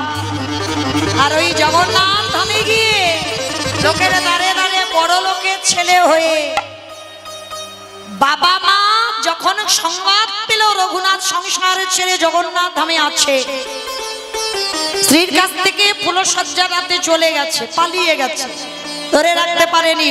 কিন্তু ধরে রাখবার জন্য ছেলেকে বিয়ে দিয়েছিল, পারলো না। এইবার বাবা জ্যাঠা অর্থ অন্ন বস্ত্র পাঠায়, আর সেগুলো রঘুনাথ পুরী ধামে দান করে। যারা খেতে পায় না, ভিখারি গরিব দুঃখী, তাদেরকে অন্ন দান, বস্ত্র দান, অর্থ দান করে। কিন্তু প্রভু একদিন খবর পেয়ে স্বরূপ দামোদরকে বলেছিল, স্বরূপ রঘুনাথকে গিয়ে খবর দিয়ে দাও, এগুলো আমি পছন্দ করি না। ওকে বলে দিও ওর বাবা জ্যাঠা অন্নদান বস্ত্রদান অর্থদান করে, কিন্তু ওর বাবা মার হৃদয়ে অহংকার। আমি জমিদার, আমি গরিব দুঃখীদের দেখি, এগুলো আমার পছন্দ নয়। রঘুনাথের কানে যেই গেল, রঘুনাথ খবর পাঠালো বাবা জ্যাঠাকে যেন কেউ কিছু আর পুরী ধামে না পাঠায়, বন্ধ করে দিল। রঘুনাথ লোকের দ্বারে দ্বারে মাধুকুরি করে প্রসাদ পায়। মহাপ্রভু খবর পেল, স্বরূপ দামোদরের দ্বারা খবর পাঠালো, রঘুনাথকে গিয়ে বলো ও লোকের দ্বারে দ্বারে অযাচিত ভাবে চেয়ে খাবে, আমি পছন্দ করি না। ভিক্ষাও বন্ধ করে দিল। এইবার কি হবে?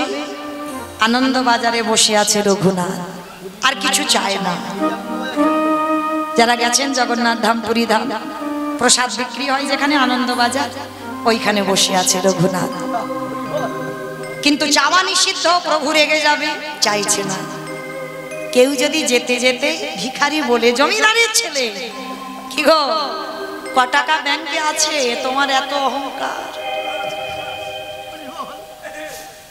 কত বড় লোক তুমি, তোমার এত অহংকার, জমিদারের ছেলে হয়ে তার দুর্দশা দেখো।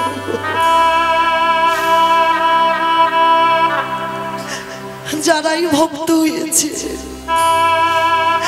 সবকিছু ত্যাগ করে দিয়ে পথের ভিখারি হয়েছে।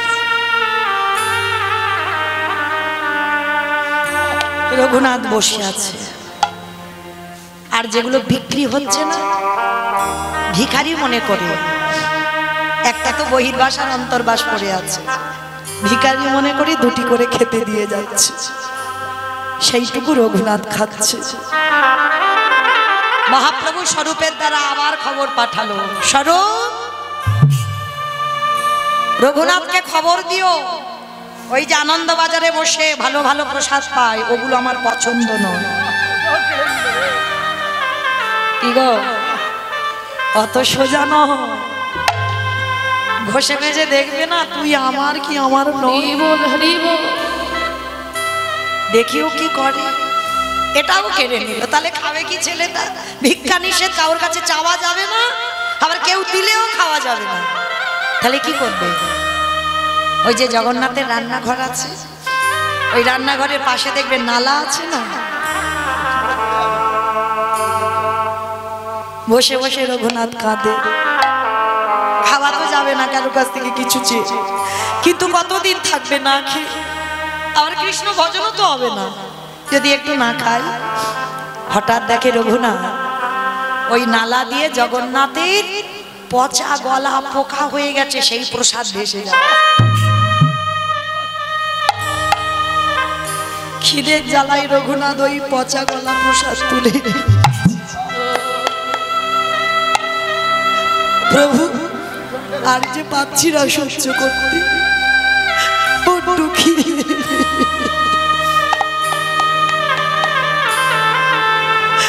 বড্ড খিদে পেয়েছি। গৌরে হে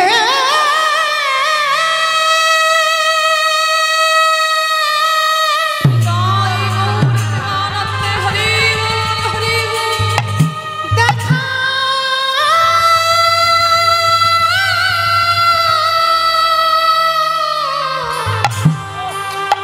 দেখা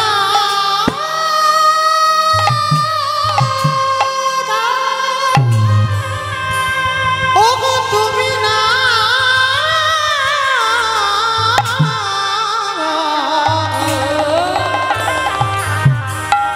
তুমি না কি করুণা, তুমি না কি কৃপা,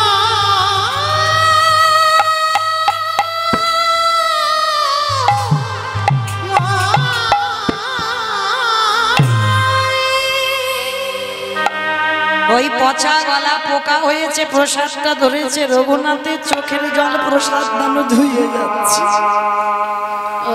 প্রভু বড্ড খিদে পেয়েছে, আর পাচ্ছি না। এইবার রঘুনাথ ওই পচা গলা প্রসাদটা সবে মুখে দিতে যাবে, আর গৌরহরি পিছন থেকে এসে রঘুনাথের হাতটাকে চেপে ধরেছে। রঘু কে? পিছনে তাকিয়ে দেখলো প্রভু দাঁড়িয়ে। গৌরহরি, তুমি এসেছো, তুমি এসেছো প্রভু। আমি যে বড় কাঙাল, এতদিন ধরে বসে আছি, তুমি কোনোদিন আমার সঙ্গে দেখা করো, আর আমি যখনই তোমাকে দেখতে যাই তুমি লুকিয়ে পড়ো, কেন জানি না। আর আজকের আমার হাত ধরলে কেন? এটাও বুঝি আমায় খেতে দেবে না? না রে না, ওরে রঘুনাথ, ওরে দে দে তোরে প্রসাদ আমায় দে। নিতাই গৌর হরি বল, হরি বল, হরি বল, হরি বল, হরি রঘুনাথ,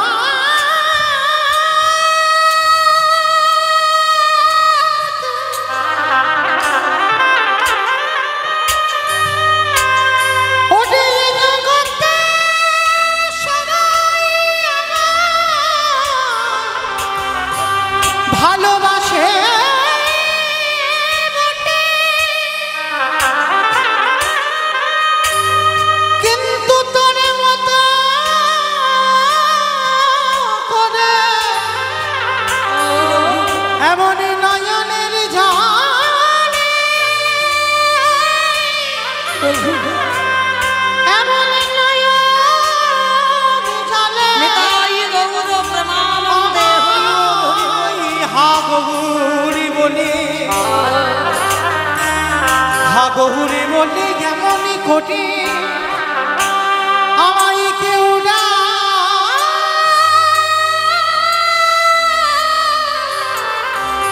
ডাকে না রে। আমি ভক্তের প্রসাদে বড়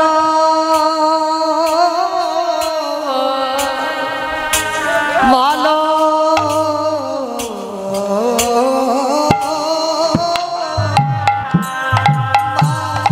আমি ভক্তের প্রসাদে বড়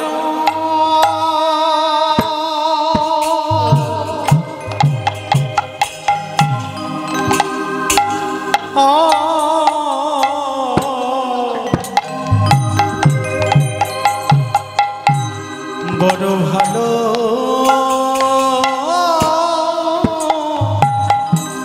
ভালোবাসি তাই তো ভক্তের কাছে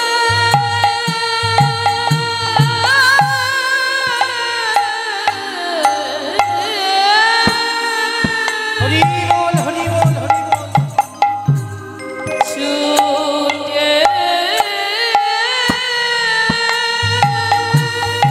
নিতাই গৌর প্রেমানন্দে হরি বল হরি বল। আসি।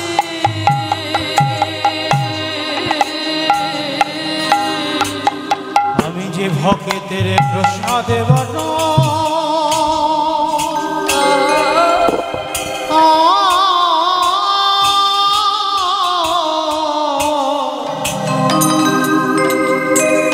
বড় ভালো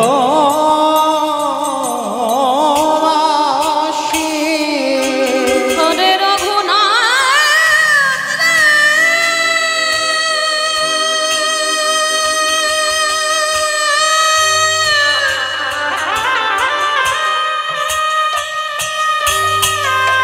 আমি যে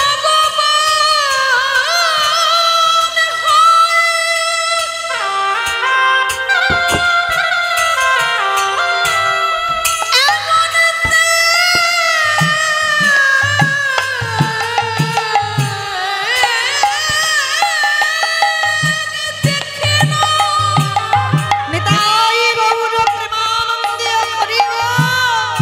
তোর মতো ভক্তের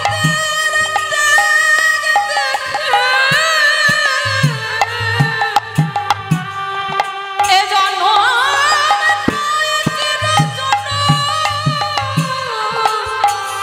তোর চরণের যে জন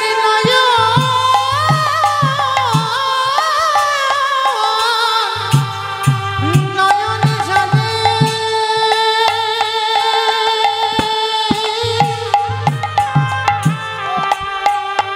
ভাগবতী তোমার হলা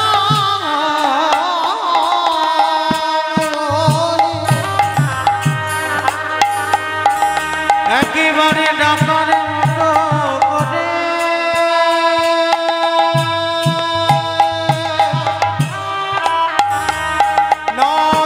নয়নের জলে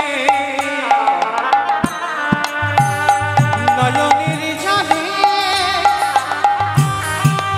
গৌরী কৃপা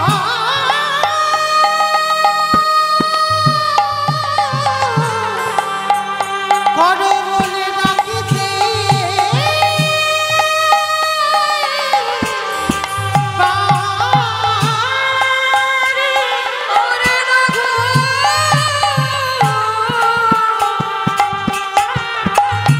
তোর মতো যেমন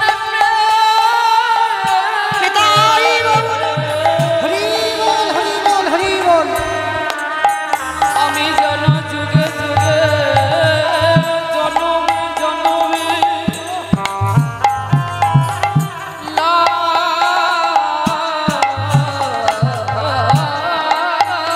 করিতে পারি। ওরে কৃপা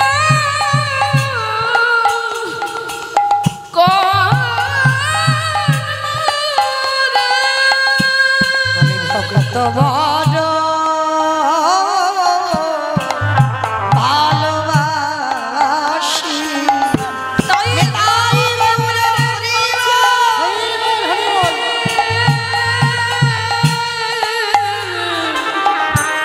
ছুটে আসি। আমি হকে তো বড় ভালো বাসি ওরে দে দে রঘুনাথ তোর ওই প্রসাদ দে।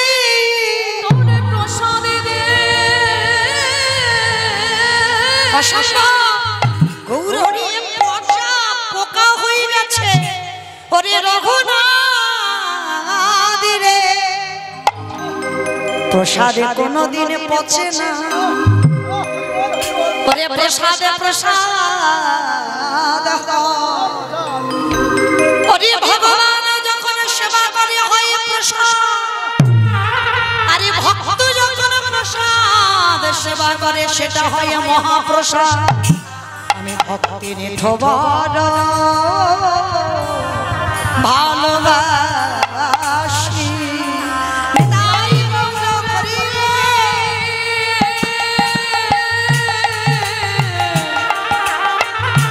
ভক্তের দ্বারে ছুটে আসি। আমি ভক্তের প্রসাদে বটা ভালো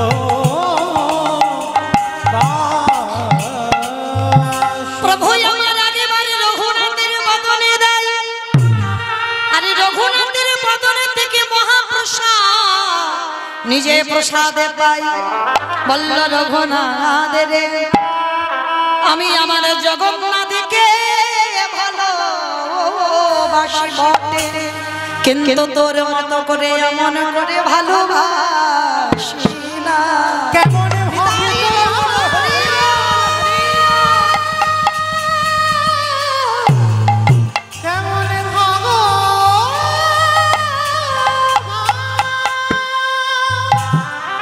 গৌর চরণে আছাড় খেয়ে পড়ল গৌর কৃপা হয়ে গেল রঘুনাথে কি চাস রঘুনাথ প্রভু আমি বৃন্দাবনে রাধা কুণ্ডের তীরে রাধারানীর চরণ ভজতে চাই বেশ চলে যা বাবা তুই রাধা কুণ্ডের তীরে চলে গেল রঘুনাথ রাধা কুণ্ডের তীরে 24টা ঘন্টা ওই হৃদয়ে চাপড় দিয়ে শুধু হারাই হারাই বলে কাঁদে কোথায় গেলে আমি রাধা কৃপা পাবো এইবার হৃদয়ে চাপড় দিয়ে শুধু রাধে রাধে বলে কাঁদে প্রখর রোদ রোদেতে শয়নে পড়ে শুধু রাধে বলে কাঁদে রাধারানী আর থাকতে পারলো না নিজের মন্দির ত্যাগ করে ভক্ত পড়ে আছে রোদে আর নিজের পুরনিটা নিয়ে এসে বাবা আচ্ছাদন করে ভক্তের যাতে কষ্ট না হয় আচ্ছাদন করে দাঁড়িয়েছে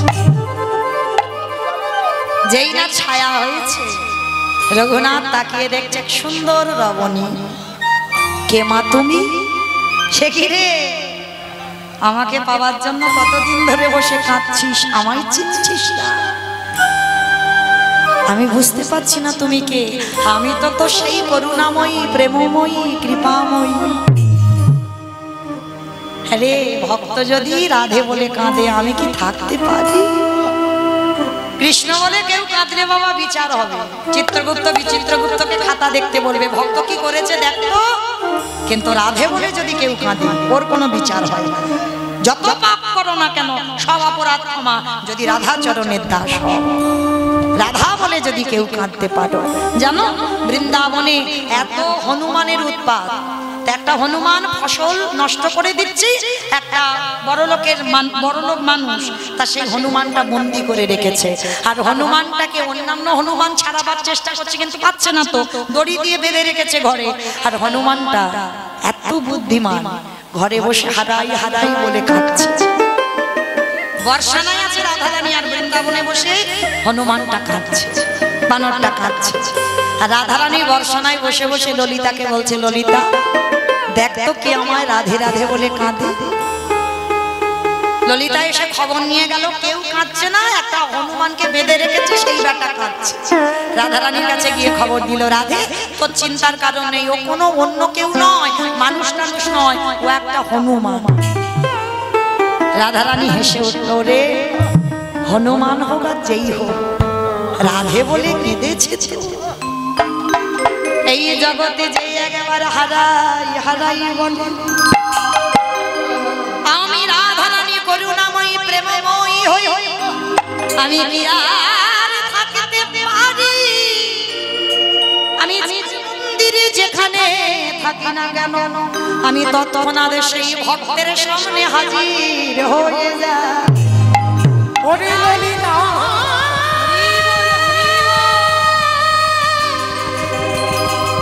যে জনে রাধে বলে একেবারে কাঁদিতে পারি আমি ভগবান হয়ে তার কাছে বাধা পড়ে আজকে রঘুনাথ বলছে তুমি যদি আমার সেই প্রেমময়ী হও তাহলে তুমি একা কেন? আমি তো একা দেখতে চাই না, আমরা যুগল দেখতে চাই। এসো তুমি আমার সামনে। রাধা কুণ্ডের তীরে ওই দামোদর নিয়ম সেবান মাসে হারাধে হারাধে বলে কেঁদে রাধা গোবিন্দকে যুগলে ডেকে আনলো। এইবার ওই রাধা কুণ্ডের তীরে রঘুনাথ সাক্ষাতে রাধা গোবিন্দ কৃপা পেল। আনন্দ লীলাময় বিগ্রহায় আনন্দ লীলাময় বিগ্রহ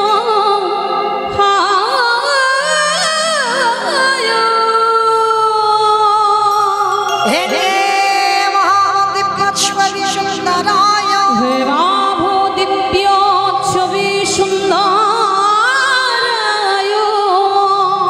দশময় মহান প্রেম রস প্রদায় চৈতন্য চন্দ্রায়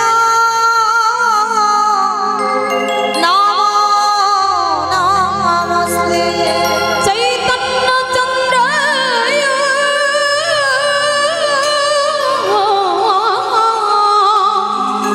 নমো নমস্তে। আজ জীবের নিস্তার লাগে নিস্তার লাগি নন্দসুত হরি। আজ ভুবনে প্রকাশ হইল আমাদের গুরুর ভুবনে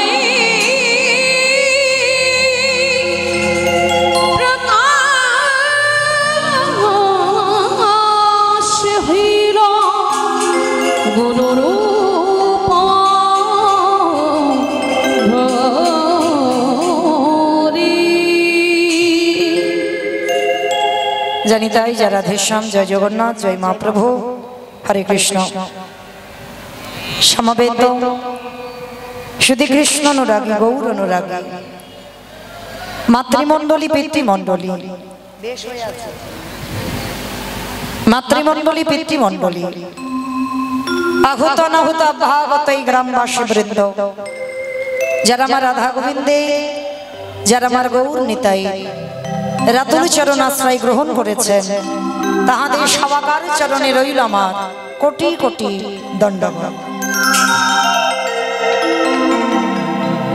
তারপরে জানাই এখানে যত সাধু গুরু ব্রাহ্মণ বৈষ্ণব আছেন, তাহাদের শ্রীপাদ পদ্মে রইল আমার ভক্তিপূর্ণ দণ্ডবত প্রণাম।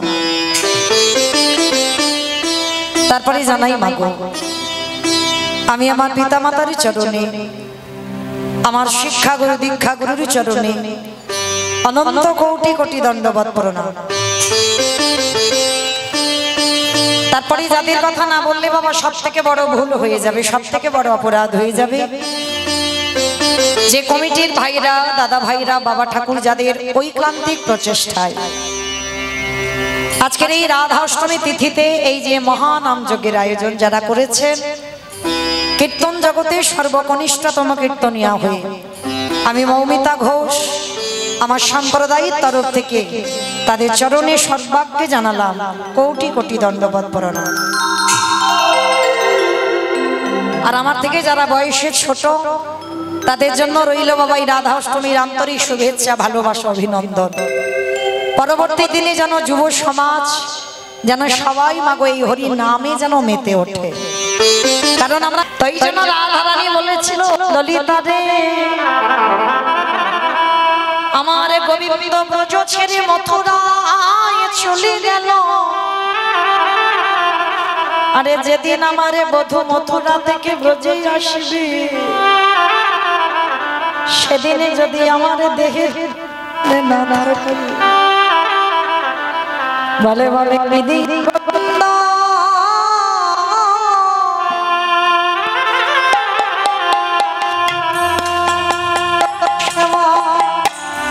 দেব আমার যৌবন যদি একটু আগে আগে আসে, পিছনে সামনে অনেকটা জায়গা আছে, একটু আগে আগে আসে, একটু নেমে আমার যৌবন যদি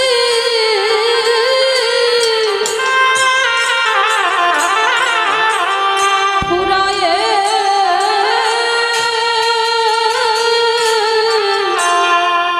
গেল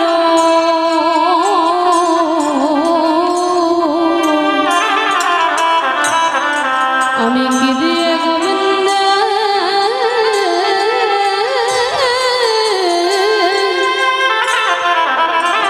বলে বলে সেবা করিব ওরে ললিতা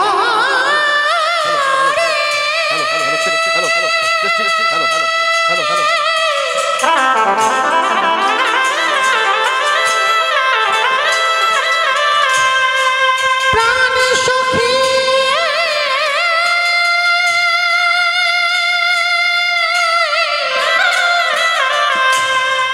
সখী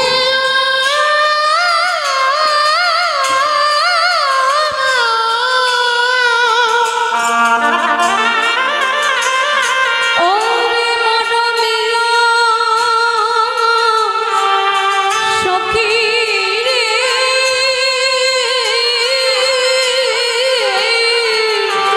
আমারে বধূ যেদিন এই ব্রজে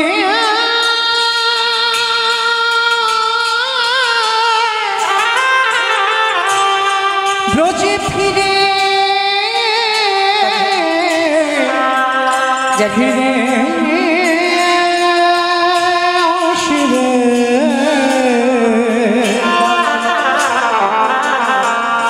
বলে বলে সেদিন কি দিয়ে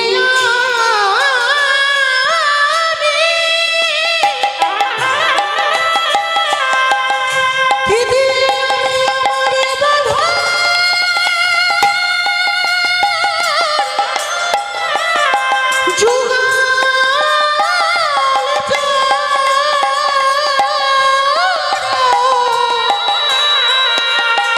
যুগল চরণ সেবা করিব। তো চলেন মায়েরা, আজকের ভজন করতে হবে সকাল সকাল। তো যাই হোক, আজকের আমরা পূর্ণ লগ্নে সবাই একত্রিত হয়েছি। সবাই মায়েরা কিছুক্ষণের জন্য চলে যাব শ্রীধাম নদিয়া নবদ্বীপ ধাম।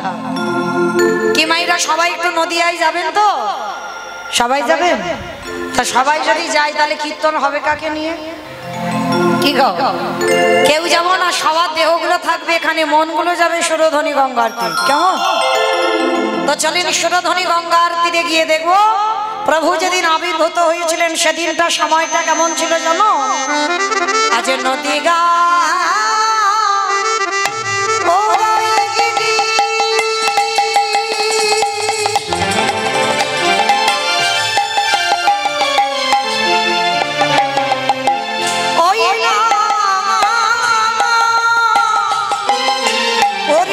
চন্দ্র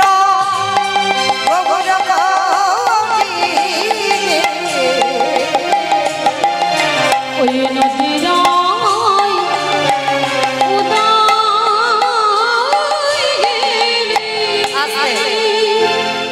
মায়েরা কীর্তন শুনতে গেলে ভগবানের জন্য একটু কাজকর্ম করতে হয়। আপনারা জানেন তো কাজকর্মগুলো কি কি? হ্যাঁ, বসে বসে ঘুমোতে হয়। সন্ধ্যাবেলাকে ঘুমায়? ঘুমাতে নেই। কীর্তন শুনতে গেলে তিনটে বস্তু দরকার: শঙ্খধ্বনি, উলুধ্বনি, আর যাদের যাদের হাতগুলো এসেছে। যাদের আসেনি বলবো না, যাদের হাত আছে। কি মায়েরা সবার হাত আছে তো? কই একবার দেখান তো দেখি। নিতাই গৌর প্রেমান হরি বল হরি বল। বাহ! তা যাদের যাদের হাত আছে একটু উলুধ্বনি বা সন্ধ্যাবেলা। আজ নদী গা ও আমার বনারি গুনা গুনা গরারি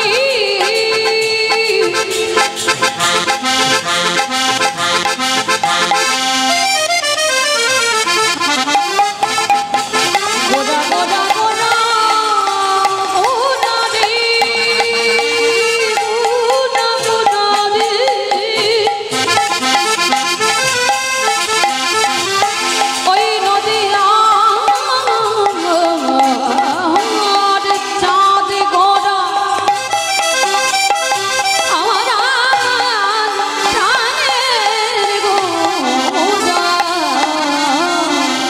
নদিয়াই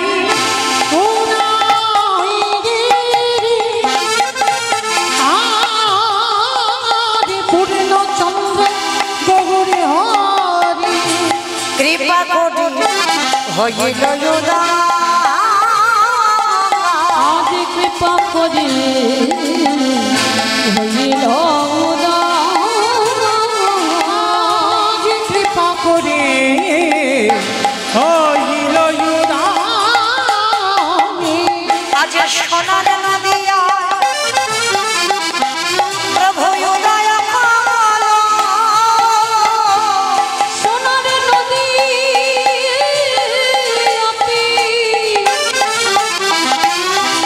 গৌরদাই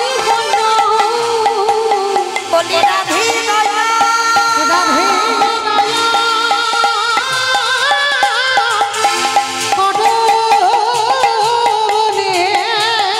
সোনার নদী গৌরদাই ওই না কলির জীব উদ্ধার ওই নদীতে উদয় হলো ওই নদীতে উদয় রাধে রাধে দয়া করো উদয় হলো রাধে দয়া করো বলে নদীতে উদয় হলো নদীতে উদয় হলো কৃপা করে হইল উদয় মাইরা তাহলে নিতাই চাঁদের করুণা হলো গৌর কৃপা হলো গৌর কৃপা হতে ব্রজে বাস হলো আর সেই ব্রজে গিয়ে রাধা গোবিন্দের যুগল দর্শন শ্যামের বামে শ্যামের বামে শ্যামের বামে দাদা গেল নবীন কিশোরী গো। ও স্বামীর মামে দাদা এলো নবীন কিশোরী মেরে বাবে নারায়ণ নবীন কিশোরী গো ওই স্বামীর মামে দাদা এলো নবীন কিশোরী ললিতা বিশাখায়ালী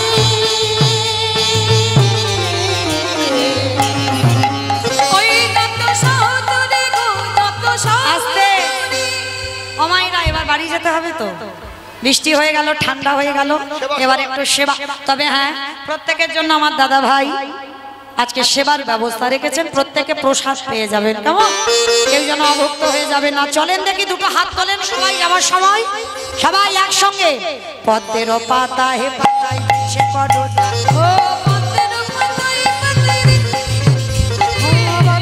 বানায় বানায় বিক্রি করো তারি গো পদ্মের পাতায় পাতায় দিচ্ছে করতালি আগে এগারোশে মহিলা ওই চরণ মাধুরী গো চরণ মাধুরী নিতাই গৌর হরি নিতাই গৌর হরি গৌর হরি গৌর হরি অমাইরা আমার সঙ্গে একটু গাইবে গাইবে দোহাদি তুলে বলি রে কৃষ্ণ না করিবে রে তোর সকল মনস্কার আমি আগে বলবো পরে সবাই বলবে হরে কৃষ্ণ কৃষ্ণ কৃষ্ণ কৃষ্ণ হরে হরে